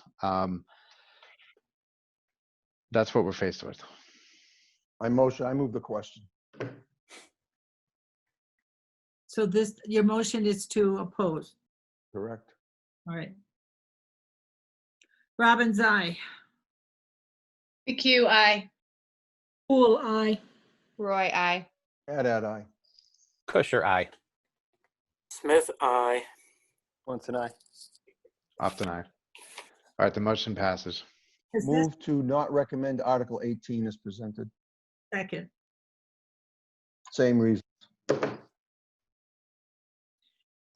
Any discussion beyond that? Other than that, the light bulb went out when Mark was talking, and if there's no incentive to pass an override if we pass these, if they're in the contingency budget, Absolutely. correct? Well, I mean, Yeah. What's the there's point? still, there's all the other stuff that the override's going to cover. I mean, Yeah, but don't you forget, we're taking like half that stuff out. Yeah. I mean, maybe we should take this stuff out of the contingency budget. Well, then we Just would if have you to- want it, approve the warrant article. No, because this is the exact type of stuff that the override is designed for. The whole reason we're doing an override is because we recognize that our operating budget is not sufficient. Right. Okay, so no, these items are the exact type of items that should be in the contingency, and why hopefully we're taking some of the fluff out. So we can say to people, look, here's what we're doing. Go ahead, Dan. I think these are the items that should be in the regular operating budget, not the contingency, because this is not what the override was originally intended to cover. The override was going to cover for fire and police, is going to cover the full-time staff for fire, and I think, was it just the cars, or the cars and some other stuff for the police? But it wasn't going to cover this stuff. This stuff was cut, or cut and then added back in with one-time money for COVID. So I think this is just another case of balancing the budget with one-time money being the issue, and then using the override, if it passes, to bring that back into the operating budget as COVID stimulus. So I Except think these expenses wouldn't qualify as COVID. No. No. You can't use COVID money for this stuff. no, That's not what he's saying. I'm not talking about the official COVID stimulus. I'm talking about repurposing the override as a COVID stimulus Oh, right. Okay. by covering all the things that were cut due to COVID. So I think the problem began when these essential things were cut due to COVID and balanced with one-time money. I think that's when the problem here began. And then on top of that, the contingent budget is trying to bring them back into operating, which is nice, but it's using the override capacity that we were hoping would cover the fire staff and the police cars and the schools. So it's a bunch of interacting issues here. And when you look at his 5-year from 21 to 25 for his override, he's got the fire chief, which is in the budget. For 22, he wants a fire captain, 23, a fire lieutenant. Cruisers are in for every year from 21 to 25. And then he's got a custodian, he wants a part-time custodian. And then, of course, there's the schools. So I don't have this one in front of me, but is any of the COVID stuff represented in there? No, because he made this when we've had that joint meeting. See, Down with the joint meeting. And if we spend any of the override capacity on backfilling COVID cuts, then that whole document is obsolete. But I think there is some wiggle room to be had. We are post-COVID now, and this is intended for public safety. And unfortunately, some of our public safety operating budget was cut. So supplementing public safety with an operating budget for them COVID cuts, I'm okay with. Supplementing it with increases above 2%, I struggle with. So I think that there is that flexibility that I'm not psyched it's on the contingency budget, but I'm okay with it being there. So I share Colleen's view on that. The original discussion and the spirit of the override was to provide a level of service with public safety in schools. And I think spending on public safety, it doesn't reflect my personal priorities and the way that I would have done the operating budget for FY21. But I'm okay with using override money to provide that level of service in the fire department and the police department and in the schools. Right. And what if the override fails? Are we going to do these in warrant articles going forward? We would do them in warrant articles in the fall. In October. No, I mean, if these pass and the override fails in FY22, are these going to be out of the operating budget again? I mean, It's a great question. It smacks of a complete lack of strategy. So I don't know what the plan is. My guess is there isn't a plan. The plan is that now's not the time to do an override, and we're all confused about how to message it. So we're just going to not talk about it. Seems like to me that's what's going on. So I don't get it. Yeah, this stuff never should have been pulled from the operational budget. But that would have meant for some very difficult conversations and some difficult prioritization and some work. And I think this was a straightforward thing for him to do and to put some pressure on the override. And I think he pulled these things from the budget so he could put in the new fire chief at 130,000. Yep. I think that's why he did that set of. But we have, so we have all of this going on, but then we also have, we get the message last night that we're not going to open the beaches, but instead of using that money to pay for anything, we're going to just do, maintenance projects on parks, Right. which have been on their list for years. So I don't know. All right, go ahead, Barry. We have a question from Amy Marr. When you show the Excel spreadsheet, can you zoom in so we can read it? Thanks. Oh, good. Is that better, Amy? So can we just vote on Article 18? So out already. I have a motion and a second, and we're in discussion. Is there any additional discussion? The motion is to not recommend passage of the article.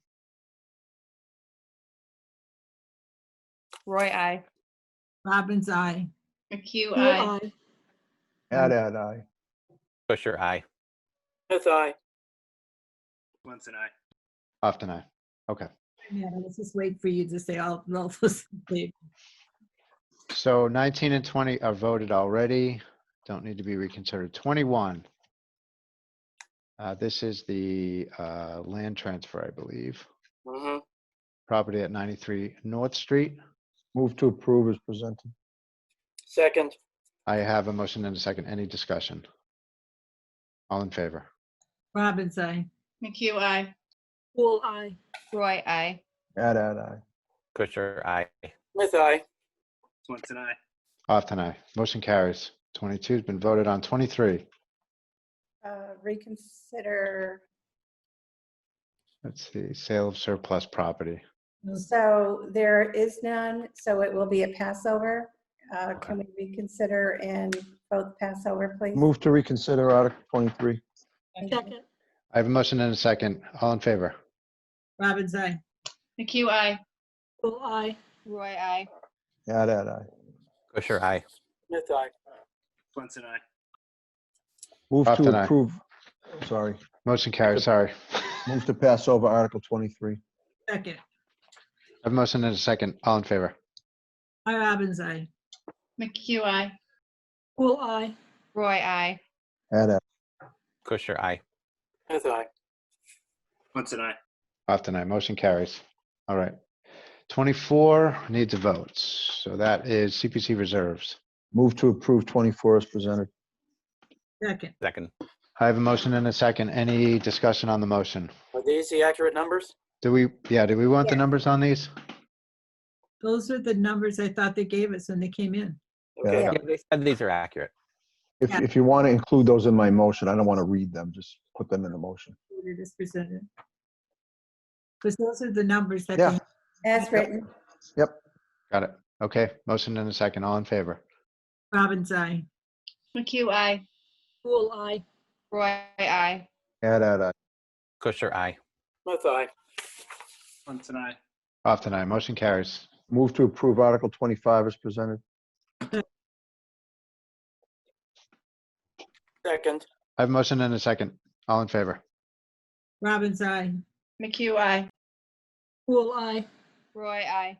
Aye. Kusher, aye. Smith, aye. Swenson, aye. Off aye. Motion carries. 26. Move to approve Article 26 as presented. Second. Motion's been made and seconded. Any discussion? All in favor? Robbins, aye. McHugh, aye. Bull, aye. Roy, aye. Aye. Kusher, aye. Smith, aye. Swenson, aye. Off aye. Motion carries. 27, the Institute Woods Recreational Trail feasibility study.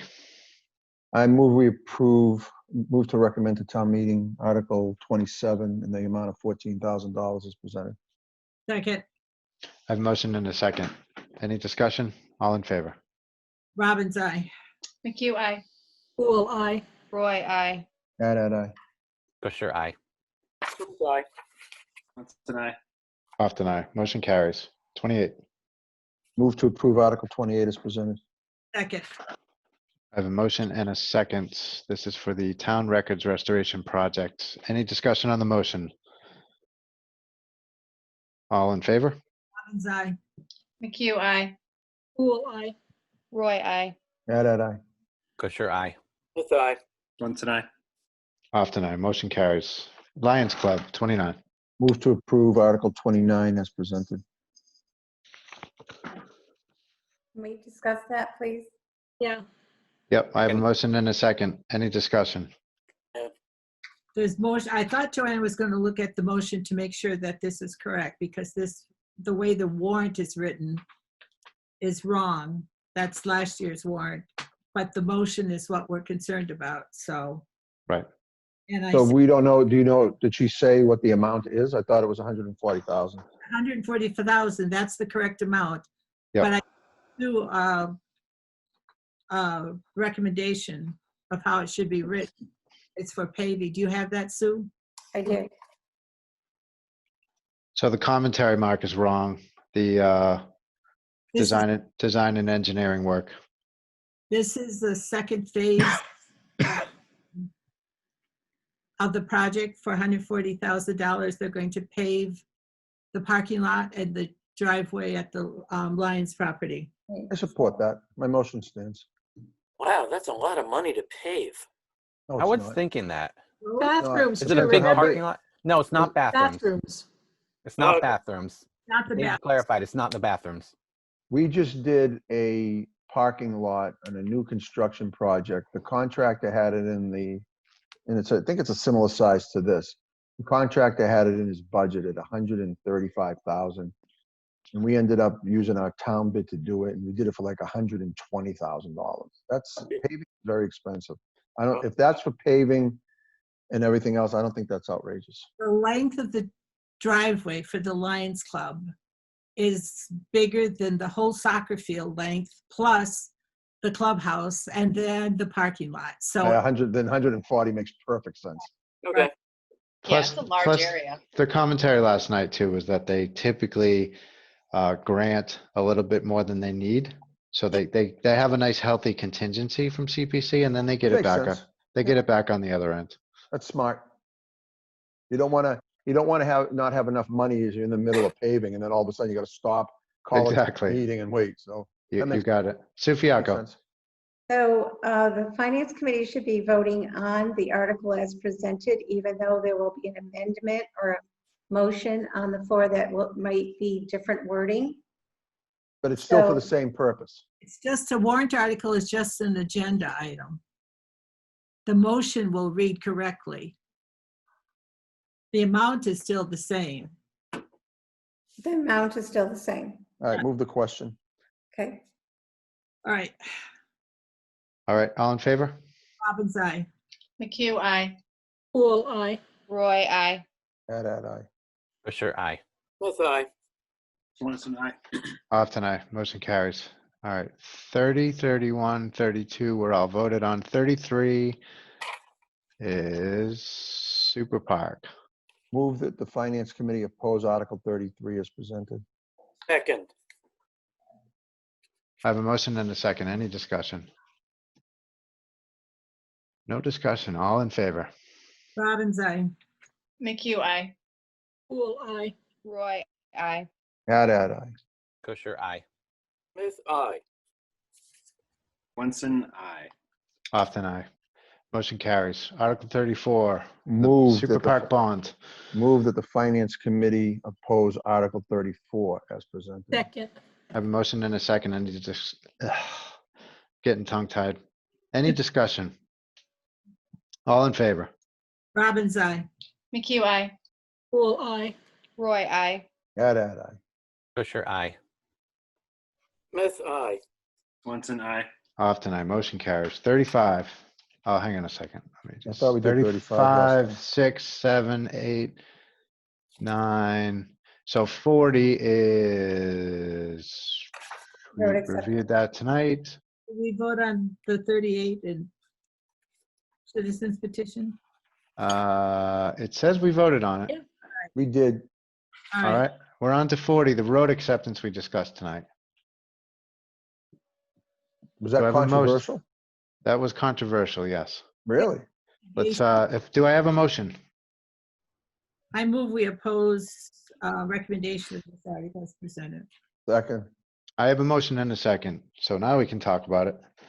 Who wants to fill Mark in, Reader's Digest version. please? Lawyers are involved. Say that again? Lawyers are involved. You don't need to explain any more, Barry. Thank you. That was perfect. So we had, our chair of the ZBA attend, and he mentioned pending litigation and some liability concerns. And He the was- town should run as far away from that article as possible. Aye. Yep, I agree. Aye. Sufiaco, hang on a sec. Oh, No, sorry. I'm with you. We're okay. All right, okay, we're all on the same page. Very good. All in favor? Robbins, aye. McHugh, aye. Poole, aye. Roy, I. Aye. Kosher, aye. Aye to oppose, right? Yes, Yes. that was the motion. Okay. Eric? Sufiaco, I will send you Off tonight. Wait, Motion carries. Sue, I'll send you verbiage on that as to why we oppose it, and basically because it is under litigation. Thank you. All right, 41, 25 Worcester Street. I move we recommend passage of Article 1 as presented. Second. Article 41, you mean? Sorry, what did I say, 31? No, you said one. I'm getting tired like you. I understand, Sue. I understand. All right, motion and a second. Any discussion? All in favor? Robbins, aye. McHugh, aye. Poole, aye. Roy, I. Aye. I'm sorry. Sure, aye. Smith, aye. Johnson, aye. Often I motion carries. Okay, Lawyers are involved. very good. All right, so thank you everybody for that. That's great. Let's, if we could, so Sue, these have all been parsed out to the people writing recommendations. Yes. All right, so So I I, need to hear from Dan. Dan, you're doing 2 of the Super Park articles and Colleen is doing 30 and 31, correct? Yeah, I'm doing the CPC Super Park articles. Okay. Yep. Irene, I received Sue's. I need to hear from, I need the capital and contingent, which is Mark and you, Matt. yep, And that'll be good. okay. All right, anybody who's got anything, make sure that you get it to Sue before our meeting tomorrow, and then we can go through all the recommendations in order tomorrow and hopefully get close to wrapping things up. Matt, sometimes you can get a fast response from Tim if you text him. Okay, I've done that several times, texted him for a number and he's given it to me. So you may want to text him to get the free cash. Yep. I mean, for capital, For sorry. capital, yeah, no worries. Mr. Krisher.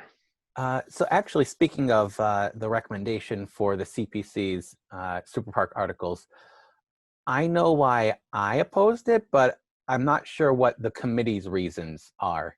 I just kind of want to see if there were ideas, just to make sure I'm, writing something that represents the committee. I would think that's a suggest great you idea. use the words colossal waste of money. How's that? I'll find a diplomatic way to word that. Yeah, I You think know we all what think I the would same thing. suggest- It's just not the right time. It's a lot of money. It's not a priority when we're in the financial situation we're in right now. Plus, it bothers me that CPC is really limiting their borrowing capacity. Even if they have 300,000, what happens if a piece of property comes up? And That was, they buy it? that was my concern too. The significant concern that they're reducing their borrowing capacity for the next 8 years. Yep. And I don't want to lock this town out of being able to do a property acquisition if it becomes available with a 61A conversion or whatever. So that just didn't make sense to me. Go ahead, Colleen. I was going to also recommend that if he needed some inspiration to go back to 2015, the Finance Committee recommended against it as well at that time. Yep. So I think you got it. Colleen mentioned it tonight too, and just in terms of the scope change. And for myself, I really didn't love the visioning process, that whole community engagement where you give people a bunch of options, but you don't give them any indicative pricing. What are people going to do? It's, yeah, give me one of all of them. So I don't know. And I also actually was a little bit concerned with the commentary that we got, which indicated that this is a complete park, but also this is phase 1, but we're going to do private fundraising if we go to additional phases unless we don't. Like the whole thing with completing the whole project, that, it's a multi-million-dollar park. And I just wasn't comfortable that there's a solid plan to actually complete it and fund it.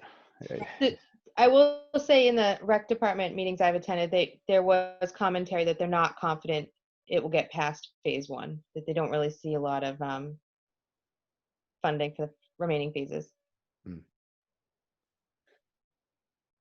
Okay, let's see, where are we at? Lost my mind. Okay, thanks, Dan. I think starting to get weary. So I'm gonna go get a drink, and can we just take a couple minutes, and then I'd like to just take a couple minutes because we have a couple heavy topics coming up, and I want to have a little bit of energy to talk about this budget and the contingency budget, if that's all right. Me too, so. So, all right, let's meet in about 5 minutes. All right. All right, so while we wait for Heather, what do people want to see to talk about Article 5? the operational budget. Go ahead, Mr. Haddad. I want to start, the way we talk about Article 5 is by looking at the contingency budget first. I have a proposal that I want to make, and it's going to be based on the contingent budget. So if somebody can put the contingent budget up on the screen, I can start with my soliloquy. I'll try and be brief and to the point.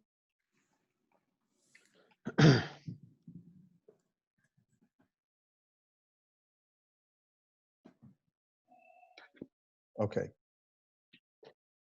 So if you look at this, is this it here? Is that what I'm looking at? Can you make it bigger? I was gonna say, that looks like a. No, that's not not yesterday's. it, Matt. That's what I sent you this morning. That's not it. We need the one Tim presented us last night, or the other night. All right, hang on a sec. It's a good one though, I think, personally. Biased, but All right, hang on a sec. Where is it? It's You actually. can always, the you Word can just call it up from the warrants. The articles, yeah. It's in the worksheet, annual Article 6. There you go. Okay, that's it. Yep. All right, so I want you to look at this budget. And you know, they're gonna cut the reserve fund 25,000. We're gonna take 2,000 out of MSGIS. We're taking 12,000. We already talked about the police department. Some money out of the fire department, some money out of the highway department, a little bit of money out of the library. Finance, then you're looking at raises above 2%. Can you scroll down? Of course. And then you look at the school department, 52,000. Scroll down a little bit more. And then you see a school department, $214,820. Now, my understanding within that 214,820, there are positions that the school department is eliminating from the budget. My understanding correct? Yes. Yes, thank you. I was asking a question, I'm sorry. And then you see $190,721 from stabilization to balance the budget, right? Yep.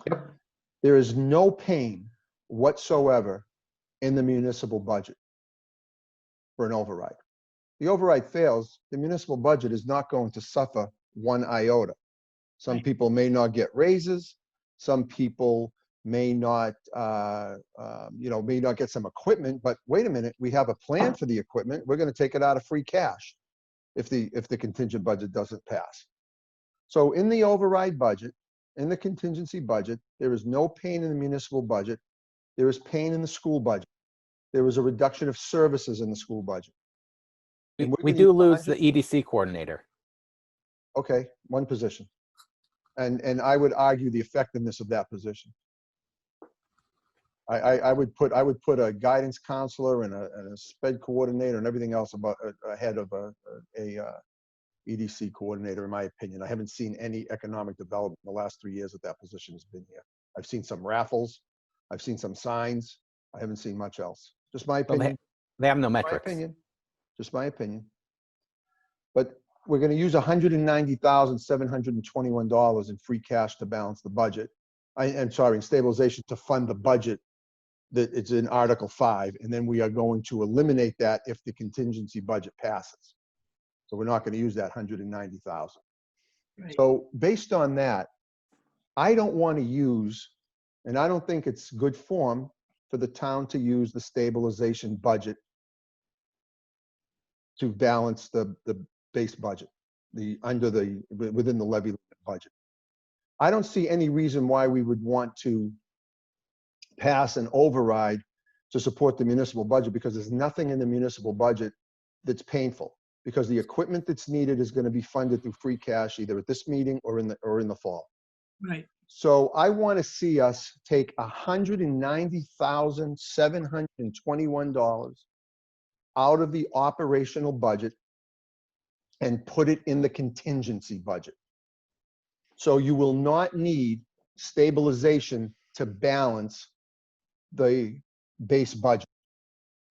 Okay, because we're gonna reduce the municipal budget by 190,000, and we are gonna move some items, this is my recommendation, and we're gonna move some items into the contingency budget. And if the override passes, those items get restored. If the override fails, those items go away. And we don't touch our stabilization fund because we don't need to. So here's my proposal. I am recommending to the Finance Committee, and this is, I'm making a motion right now, that we take the base budget, balanced budget, within the levy that was presented by the town administrator, and the Finance Committee, which, by the way, and I want to be very clear here, the Finance Committee under the charter has every right to do this. So before one of the selectmen who has accused us of overstepping in the past makes any statement, I would suggest that that particular member of the board read the charter and understand that what I'm presenting is legal under the charter. And Susan, can I ask a question? Is this meeting posted? Yes. Okay, so we're acting in a legal meeting right now. I just want to make sure that everything's clear, Yes. because I don't want to be accused like we were accused of trying to come up with a budget before, of overstepping and being uncomfortable. I'm very comfortable making this motion, and it's legal within the charter under Article 6 of the Town of Grafton Charter. So I'm going to make a motion that we make the following reductions to the town administrative budget. We remove this from the proposed budget that's going to be read into the record. We have the right to make the first amendments, and this is what I'm proposing for amendment. So, Mark, before you do this, so what's the process that we use at town meeting to do We this? get up, so they get up and they read, Candy reads all of the motions. Yep. When we get to these particular line items, we're going to say hold on these particular line items. This is the procedure. We're going to hold. And then when they say what, we're going to get up and we're going to make a motion, because we have the right as the Finance Committee to make the first amendments to the budget. And so this is going to be a proposed amendment to the budget. Got it. Based on the charter, which gives the Finance Committee the legal right to do that. And I know I'm being a little overly dramatic, but I was offended by members of the Select Board saying that the Finance Committee overstepped and we don't have the right to do what we're doing. So I'm making it very clear. So I hope they're watching this and they understand that this is pursuant to the Grafton Charter that we can do this. All right. So Got it. I'm gonna propose that we amend the budget by reducing Selectmen 122 personnel by $4,000. That we reduce Town Administrator 123, Assistant Town Administrator by $92,820. All right, hang on a second. Let me get through my motion, Matt. Please let me get through my motion. All right. And then Mark, I'll answer any questions that you have. excuse me, Mark, Yep. you're going to have to go a little tiny bit slower. Okay, I'll go very slow then. Let me start. Thank you. SB $4,000. Yep. Town Administrator 123, Assistant Town Administrator $92,820. Can I go to the next one? Yes. Human Resources 153, Personnel $20,207. Town Clerk 162, Assistant Town Clerk $48,450. And then because we're eliminating 2 positions, I'm assuming, I'm making an assumption here. Sure, I could be wrong, but I'm assuming they're on the town's health insurance. And if we remove those positions, we can reduce the town's health insurance budget by $25,244. You get that, Susan? $25,244. Yes. So that's a total reduction in the town administrator's proposed budget of $190,721. And then I would make the further motion that that amount of money and those positions and those line items be moved to the contingent budget.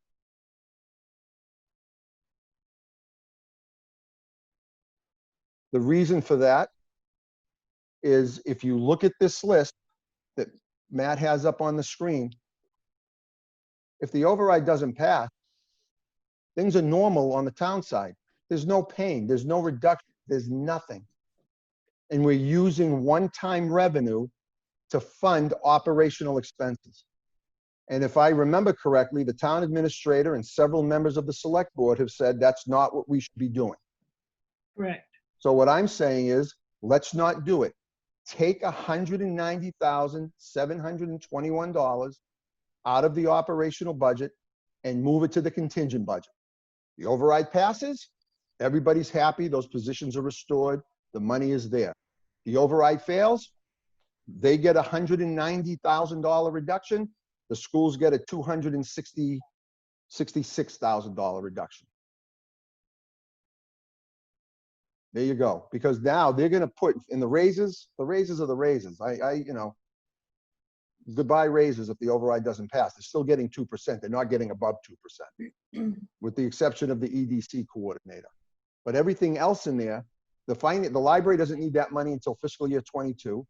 The highway department, they're still going to spend that money out of chapter 90.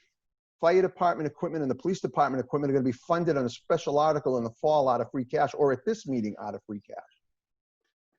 There's no pain on the municipal budget in this override. There's no skin in the game as far as I'm concerned.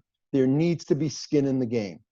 So I move that we reduce the budget by $190,721 with those line items that I proposed, and that they be moved to the contingent budget. And then when we get to the contingent budget, I have a motion for that as well, as I'm sure you can imagine. I'll second his motion. I have a motion and a second. Any discussion? Go ahead, Dan. So I don't think you weren't there for it, Mark. We were talking about the rec budget, how they're not going to be opening for summer programs, and they're switching around. So there are a lot of personnel money into their expenses, and they're planning to do some work on like some of the playgrounds or something. I forgot the exact specifics, but it's stuff they don't need to do. It's stuff that it's like, oh, this is a nice opportunity. We can get this stuff done. Is any of that, Dan, I'm sorry to interrupt, but is any of that recreation money coming from the town's operating budget, or is it all revolving fund money? It's in the operating budget. Yeah, but is the revenue source the revolving fund? Yes. Okay, It is. then you can't use any of that money. I could be wrong. Okay.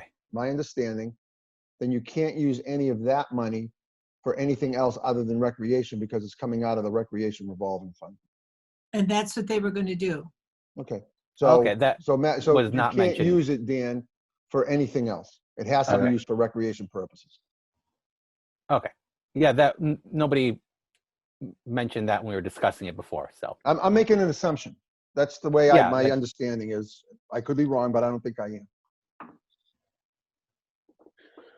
All right, any additional discussion? While we're on the rec, while we're on the rec part, you did reach out to Tim today to see, to get some clarity. Matt? I'm sorry, I missed it. I think It's you, okay. When you broke up. Oh, dang. Yeah. Colleen, you broke up. Is it better now? Now I can It hear is. you. Okay, so today, you were gonna shoot Tim an email asking about that rec money, but you did not hear back, is that correct? I didn't have a chance to reach out today. Oh, okay. Sorry about that. It really doesn't matter at this point. I don't think. Well, it matters a little bit, but It does, not, Well, if like what Mark was saying, if it is a revolving account, it could explain why Tim did what he did rather than reduce stabilization, where we were a little confused by that. It would explain that. they could still not spend it though. If they don't spend it, then it would stay in the revolving fund, which is great. Carries over. Yeah. right. But I think we should get a clarification on that, because if I'm wrong, I want to apologize. And Matt, I want to apologize to you. I didn't mean to cut you off earlier when you were going to ask me All a right. question. I Okay. apologize. town administrator, what was that number again, Mark? 92,000? Hold on. 190721. Yeah, 92,820 out of the, that's the salary proposed in fiscal 21 for the assistant town administrator.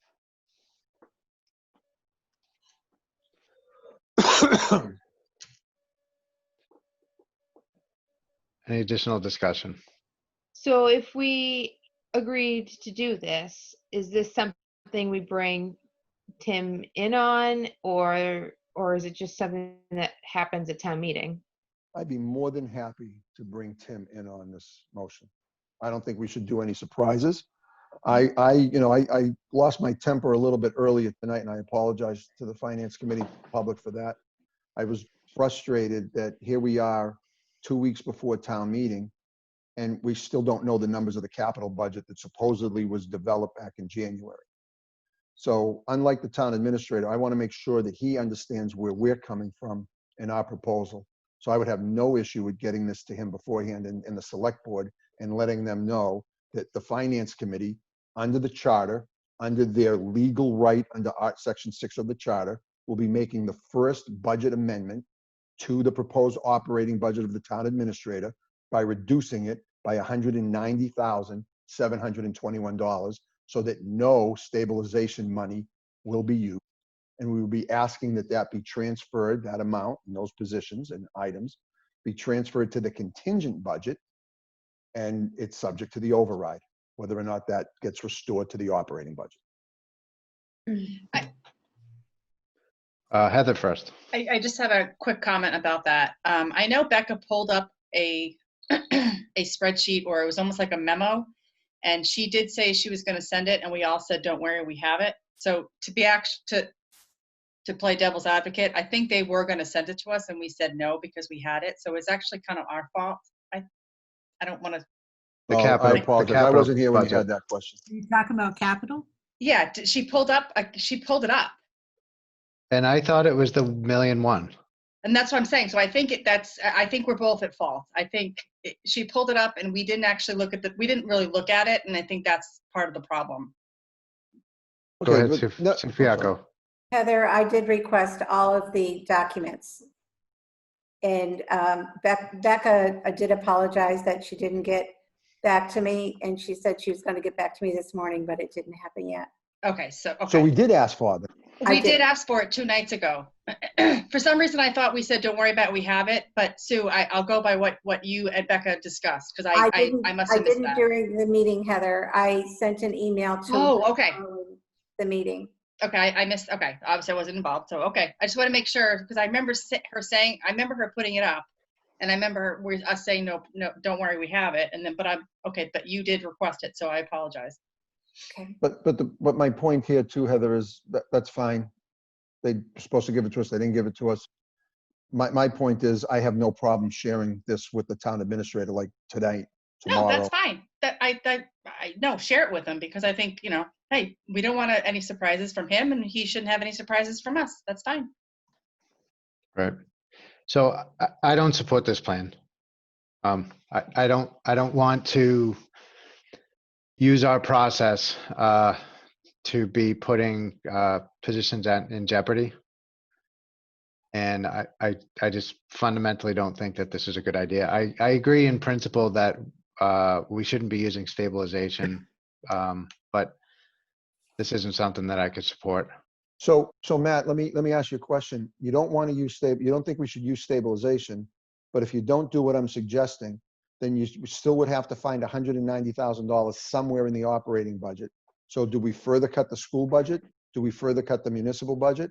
If you don't want, you can't have it both ways. Either I you're gonna use understand, stabilization or you're Mark. not. What I'm saying is I'm accepting that we're using stabilization, and that when they sell 8 Pine Street, we're going to get that money back. That's my judgment call on it. I don't. When are we like it. selling When are we selling 8 Pine Street? This year, next year, the year after? When is that going to happen? Do we have a definitive date? We do not have a definitive date. I've heard early next year. Okay, so I heard that UPS was going to build 2 years ago too. Has that been built? My point is, I don't understand your frustration. I'm just telling you where I'm at on this, Mark. I'm not looking for Grafton to be putting people out of work. And here's one of my concerns, is that we don't have any strategy. We have a split select board that aren't supporting this override. They're not. So, and I'm just not going to get behind a finance committee plan that would put people out of work to force the select board at this late date into supporting this override. It's just, I just That, don't. that might be the outcome. That's not my main purpose behind this. My main purpose behind this is you need to have, you shouldn't use one-time revenue sources to fund the budget. And there's nothing on the municipal side whatsoever that would suffer if the override doesn't pass. So you have to, the schools are going to suffer dramatically, in my opinion, if this override doesn't pass. There's $262,000 that's going to be lost for the school department and bring them back down to where they are, to an operating budget that I don't think is sufficient to provide a quality education to our children. And I think we need to think about our fiscal health moving forward. We should not be using stabilization money to fund the operating budget if we don't have to. And if we're going to be going for an override, let's make sure we don't use one-time revenue sources to fund the operating budget. Because if the override fails, we're going to be using one-time revenue sources to fund the operating budget. Under this proposal, if the override fails, we will not be using one-time revenue sources to fund the operating budget. And you know something? There are other people that are being laid off right now. There are jobs being lost. There's 2.7 million people that filed for unemployment today. So it's all over the place. And I want my tax dollars, as a taxpayer in this town, I want my tax dollars to be spent appropriately. And I don't want to use one-time revenue sources to fund an operating budget. Because next year, you are now going to be down. You're going to have to find $192,000 right off the bat to fund things, because that stabilization money isn't going to be around next year. So now we're going to need a bigger override for next year. Yeah, no, it's more than that. It's also the articles. Understood. Police, Understood. fire, all that Yep. stuff too. I understand. So that's my proposal. If you don't support it, that's fine. But I think it's something worthy of bringing forward. Yeah, well, we're still discussing. Thank you for listening to me. I'll stop talking. We're still discussing it. So, go ahead, Colleen. So the contingency budget pre-COVID didn't really have a lot of municipal in there. So the idea that if the override doesn't pass, the municipal side won't feel any pain.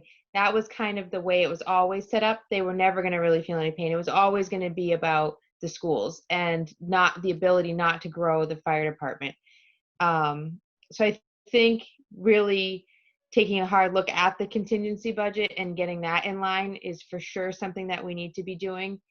I definitely don't like the idea of using stabilization, but I think I need to, I don't know. The idea of cutting jobs this late, it is, I just don't know how it would play with Tim and how this whole scenario would work. I really have a hard time understanding it. Well, let me throw something else into the mix. Right now, we've made budget assumptions based on what we're hoping will be the Chapter 70 funding. It is possible that the state cuts Chapter 70 20%. Now, most people really think that's unlikely, and I tend to agree, but I'm going to throw it out there as a what if. If that happens, or even if they go to 15%, guess what's going to be happening in October? We're going to be at town meeting cutting positions or getting, the large unions to agree to a salary freeze, or Could be perhaps before. more. Could be before that. Well, Right, before so- that. All so the towns once- around us are already doing it.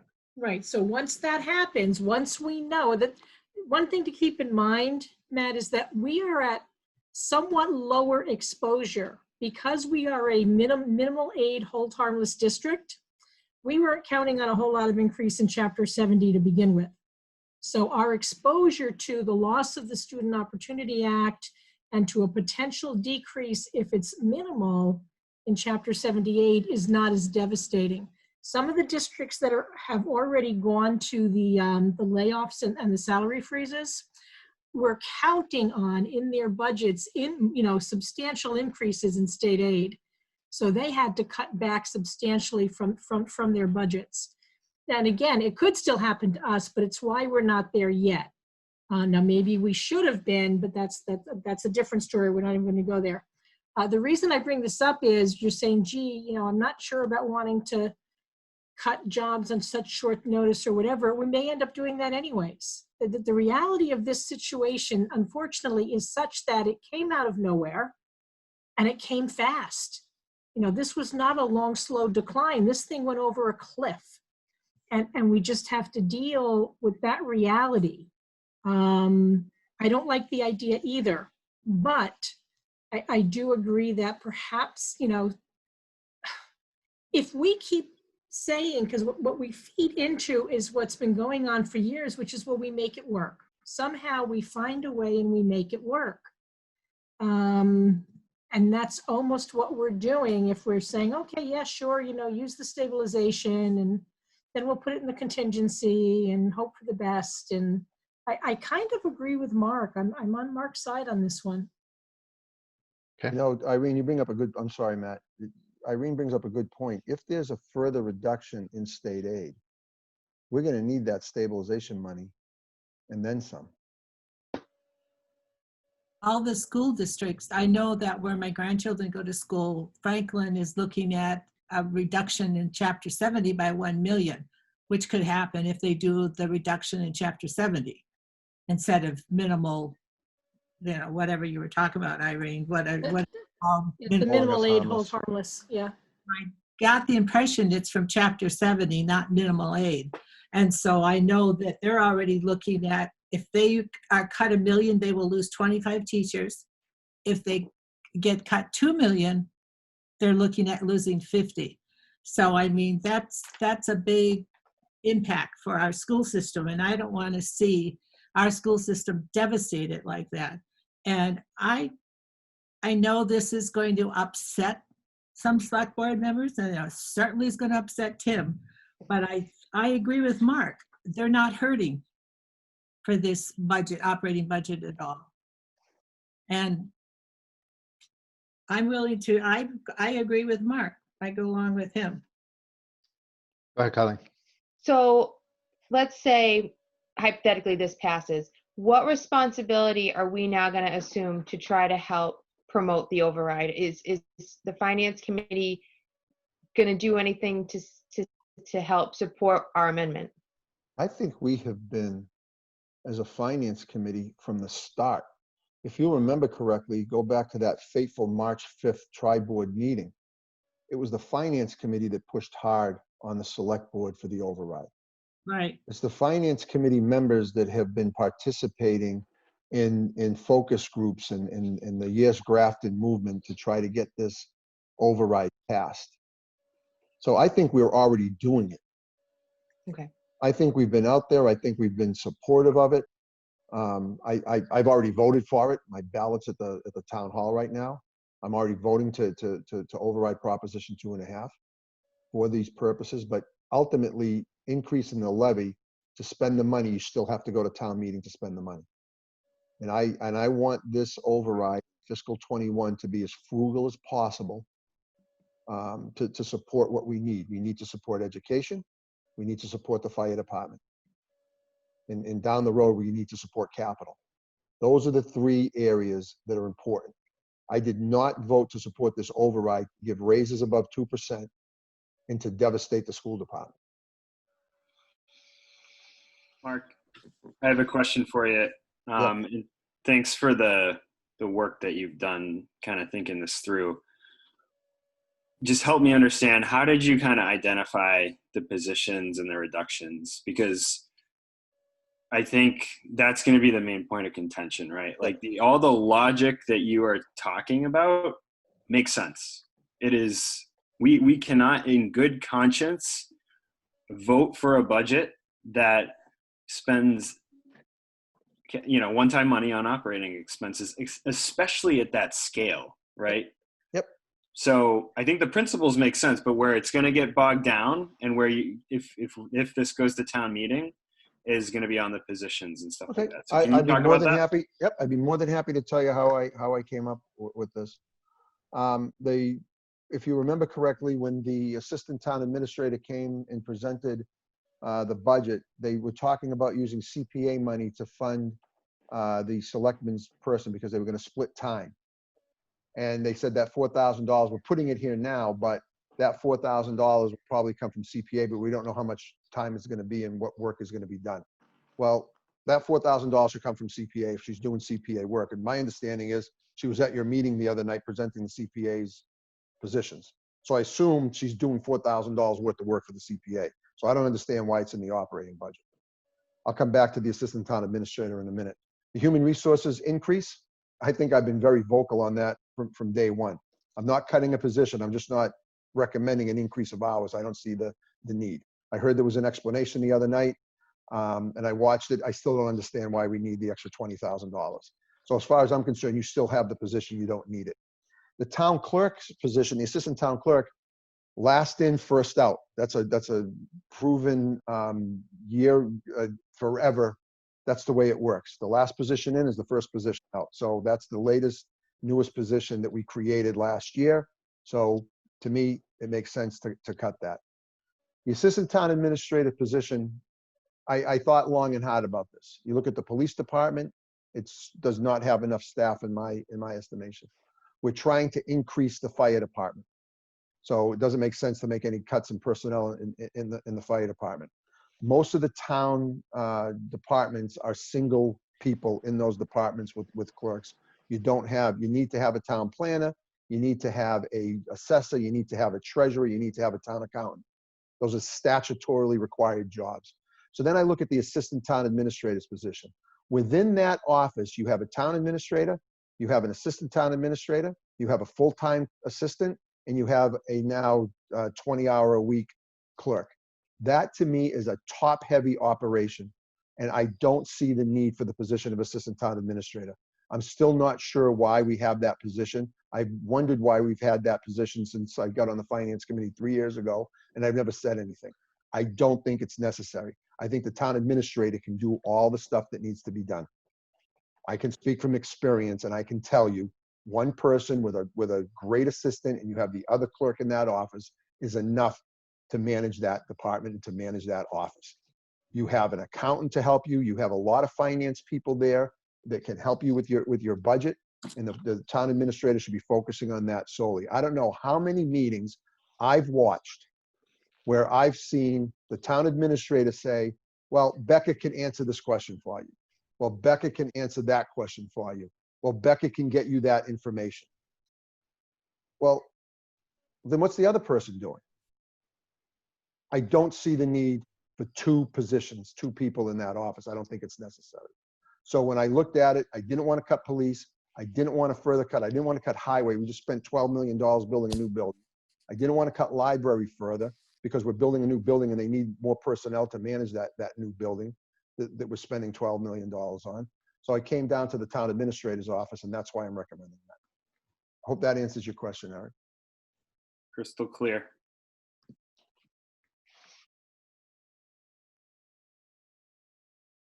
Go ahead, Sue. Mark, I'm coming up with 190,771. Did I get your numbers wrong? I got 4,000, 92820, 20207, 48,500, 25244. 48,450. 48,450. Yep. 25,244. Yep. So that should add to 197,21. Okay. Yep. Thank you. Go ahead, Dan. Yeah, I feel like using stabilization money right now is such a bad idea. We don't know if this is going to get better next year. Like we don't even know if a vaccine is possible. There's a chance this could go for years. There's a chance that that property values in densely populated areas like the Boston area are going to go down as people start working from home long term. I just really don't think we should be spending any stabilization money right now, and assuming that things are going to get better so that we can move things back into the operating budget. I think if if we're not going to be paying for it with recurring money, I don't think we should be paying for it.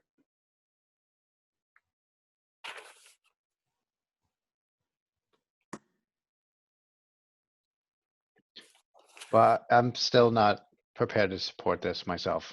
I haven't had enough time to really think through the implications of this. And I definitely don't support the position of if it fails, that we're laying people off at this point. Well, we already are. Feels, aren't we laying people off in the school department, Matthew? And EDC coordinator.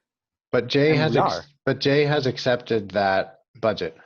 And he has said that he will deliver an educational service that's appropriate. That's his decision and that's the school committee's decision, and they've agreed to that budget.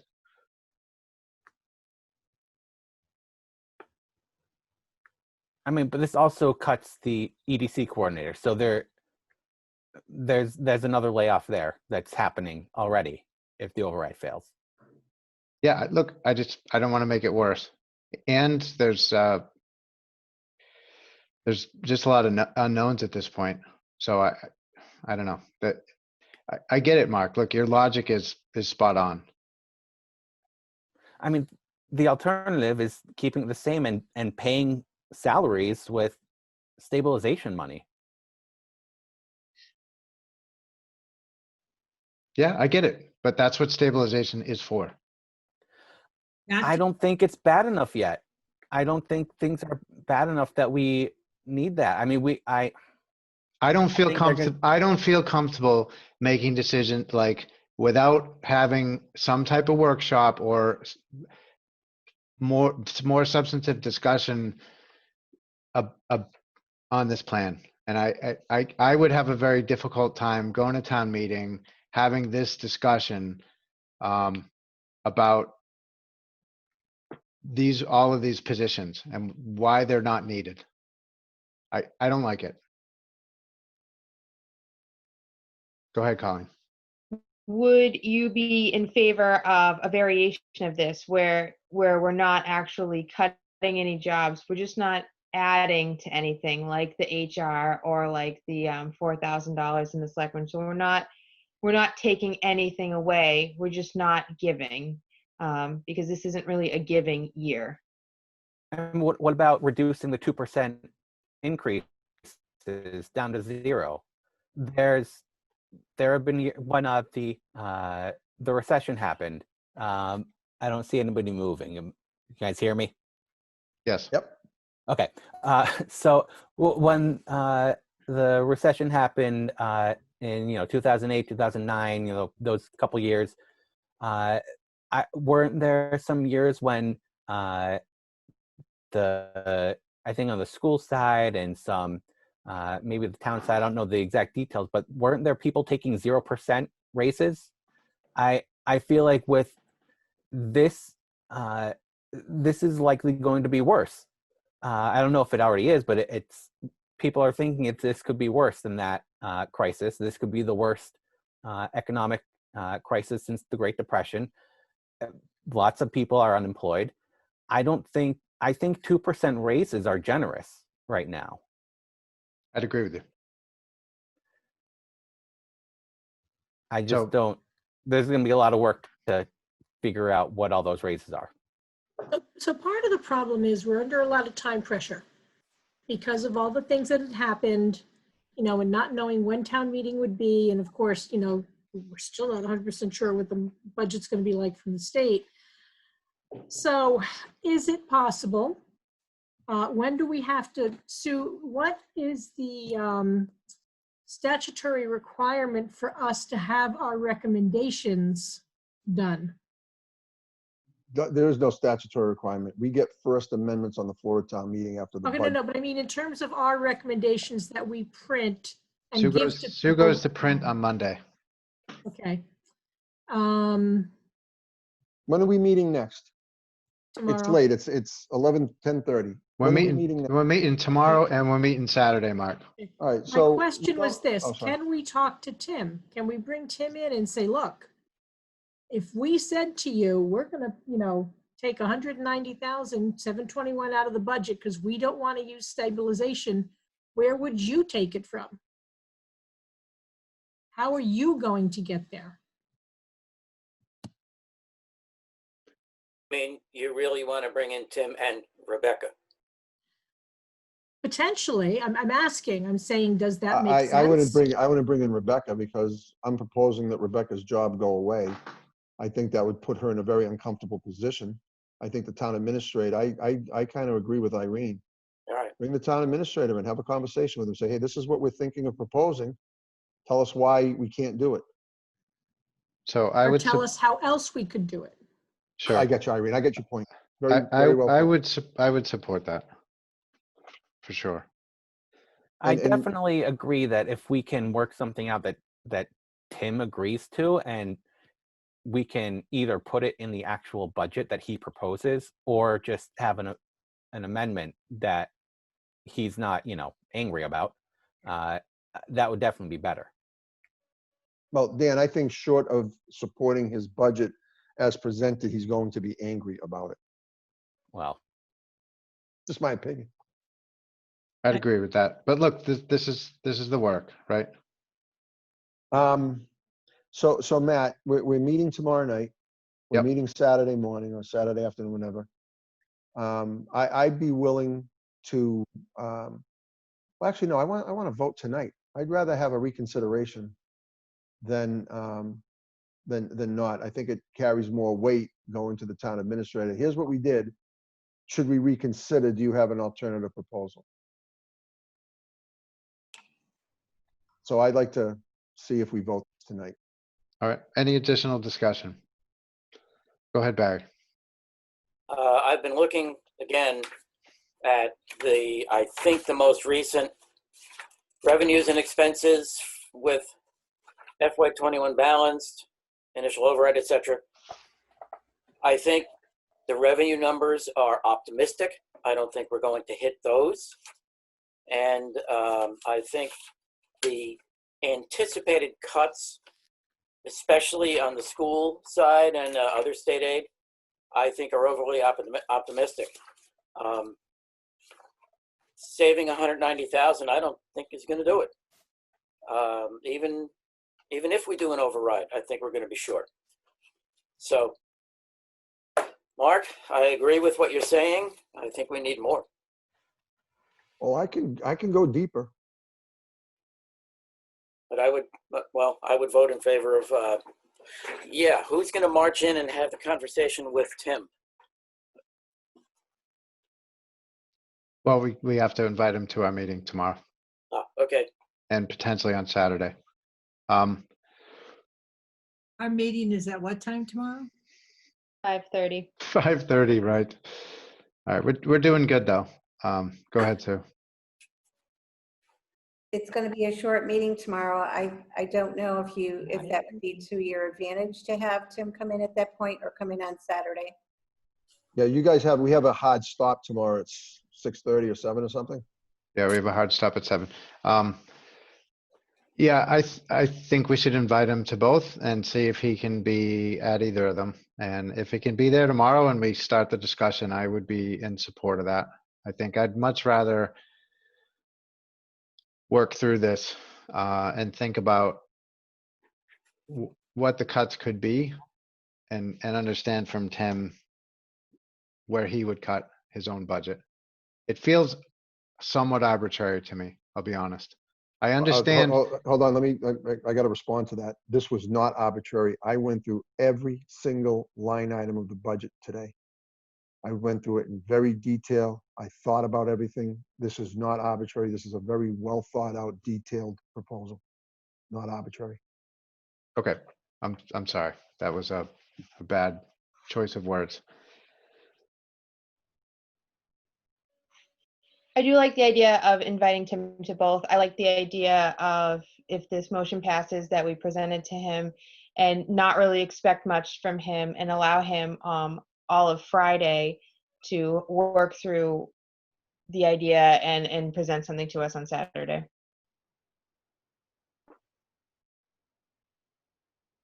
Great. All right. Are you guys ready to vote? All right, all in favor? Robbins, aye. McHugh, Cool, aye. Roy, aye. Aye. Fisher, aye. Smith, aye. Swenson, aye. Often nay.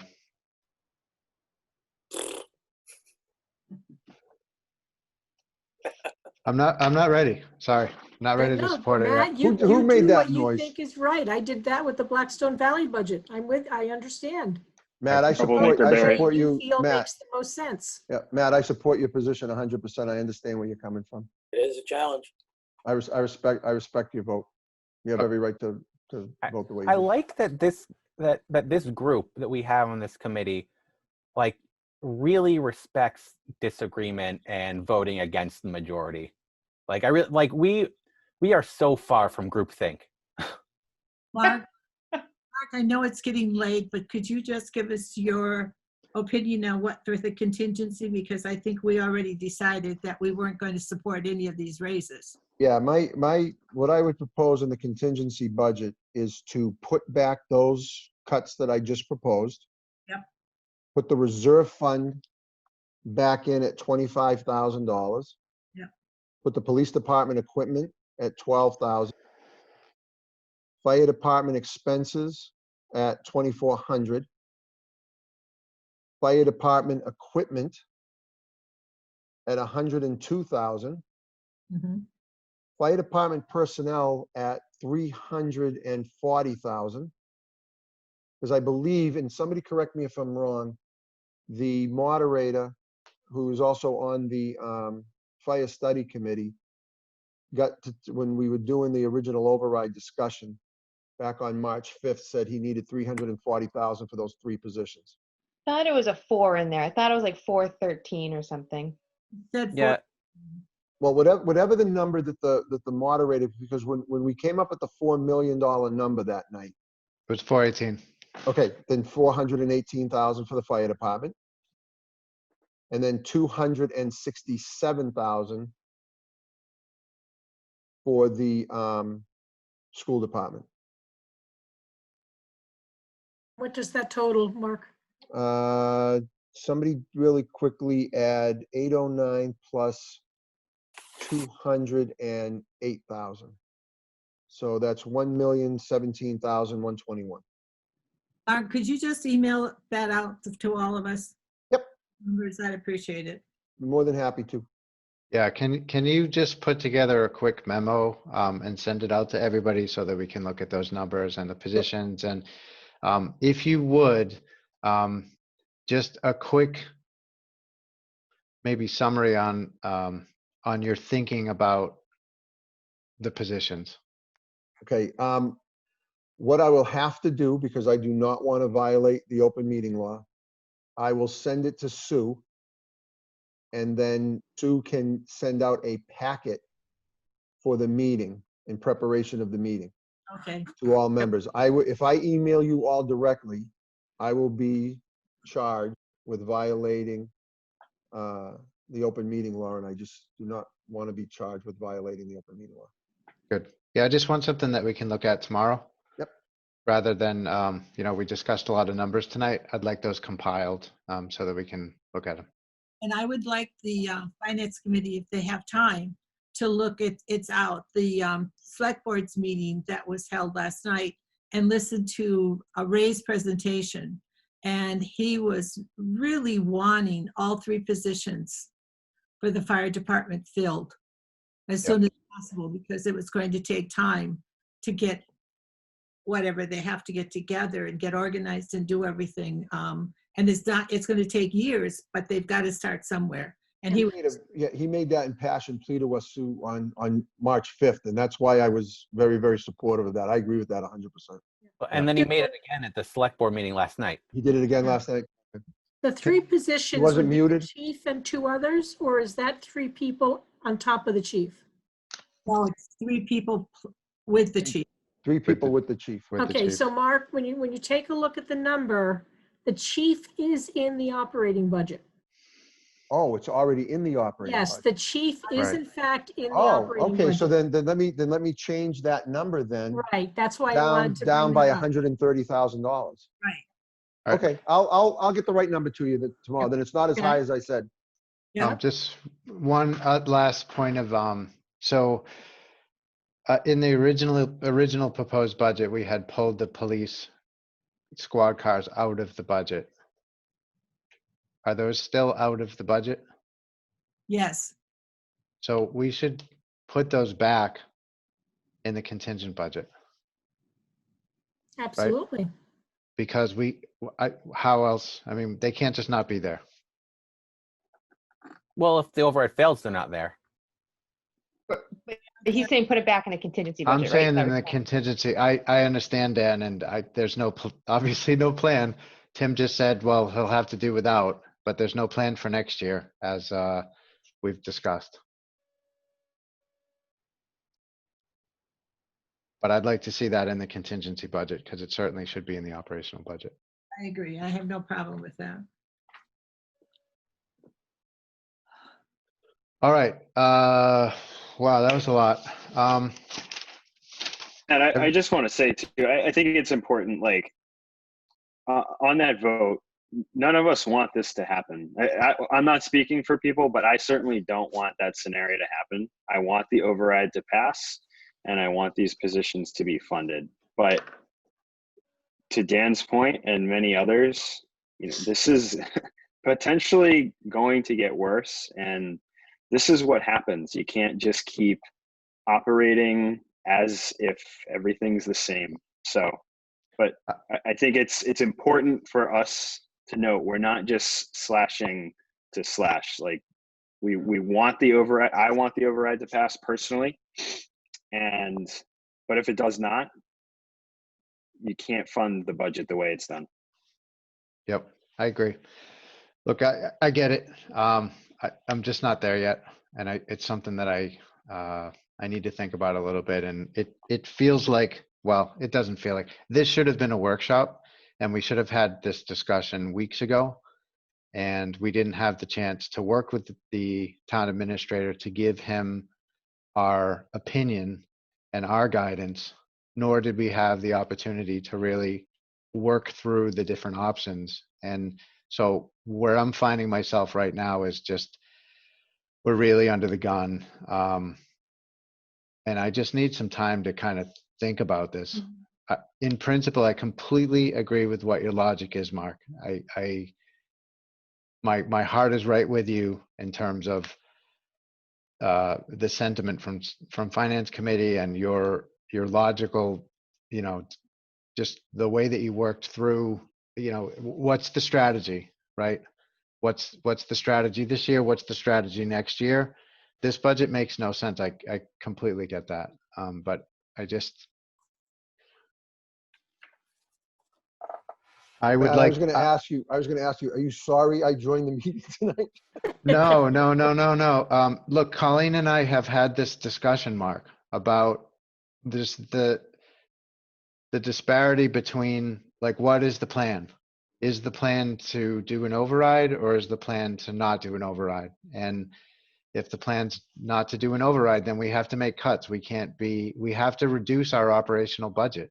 I completely get that. And this budget doesn't do that. So it's a complete mixed message that we're giving to the town. So we're saying that we don't need an override now, but we're also, funding a bunch of operational needs with one-time money, and that just doesn't make sense to me. We're funding. Sorry, go ahead. We're either doing one or the other. We're supporting an override and saying we want to maintain level service, and we're going to ask people to pay additional money to maintain that service, or we're not doing that and we're making cuts. And those cuts are probably going to be worse next year. So I get it. We've talked around that a little bit in the contingency budget, that we don't want to be using the contingency budget to fill the gap with COVID. It's a bad idea. And none of us felt comfortable with that. So, so thanks everybody on this team. And just be patient with me. I may come around on this. Matt, like I said before, I respect your opinion 100%. I respect the job that you're doing for us, and you disagree, that's fine. That's your right. I can't I'm- fault you for disagreeing. I may ask to reconsider once we've had some additional discussion. Go ahead, Heather. You're on mute. I'm sorry. We had said this last night. I mean, we all agreed that this budget, it can't go as it's so fluid. It's going to change. So I don't think any of us were really prepared to suggest what could be done to fix it. So the fact that, Mark, you did that, you kind of took it off of our shoulders. So, something has to be done. Yep. So I think as finance committee people, we have a responsibility to lay the facts out there. To the correct. people and to be truthful and honest with them. And we're not going to do this if we follow this contingency plan and what's in the budget. I just, to me, when I know that it's not right, how can I sit there and say to the people, well, this is what we're going to do, and I know it's wrong. Principally, I just can't do that. Yep. Absolutely. Okay. It's been a long night. I will entertain a motion to adjourn unless Sue Fiacco has something I need to do beyond what we've done already. Well, if you don't mind me asking, what is the procedure to invite Tim in? I'll just give him a call tomorrow morning. See Okay. if he can join us. Yep. Okay. Do you want me to change the agenda or leave it as is? Let's see. It just simply says review. That's That's what we're doing. It says review the articles, which is technically it. But do you want me to put down, amend it to say the town administrator will be in? I don't think it's really necessary, but Plus, he might not be able to, so you could put it on the agenda. I then think we're good. I think it's, okay. to be honest with you, I think it's not I don't think it's likely he's going to come, but I'll give him a call and see if he can attend. But I think we're good with the agenda that we have. We'll be reviewing the budget. So And both agendas are the same. Yep. Okay. I'll ask you why we want him there. But we tell him. And I mean, we should. I think this is another case for no surprises. Oh, absolutely. Look, I have already called Ray and given him the heads up that, Finance Committee will be bringing some amended articles to town meeting because that was always what was going to happen. So, so I gave him a heads up and, essentially, as long as we're doing our prep work to make sure that we have a clear message to the town, that they have something that is straightforward to vote on, and that we can explain and back up with some good rationale, and that's the best that we can do. That's our work. So, yeah, it's all good.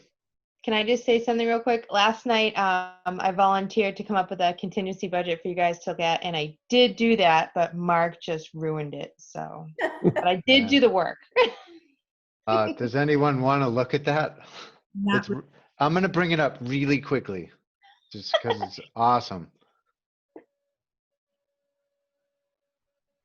Hang on just 1 second. I apologize, Miss Roy. It's okay. I'm just going to add what you said to mine and then send it to you. All right, here it is.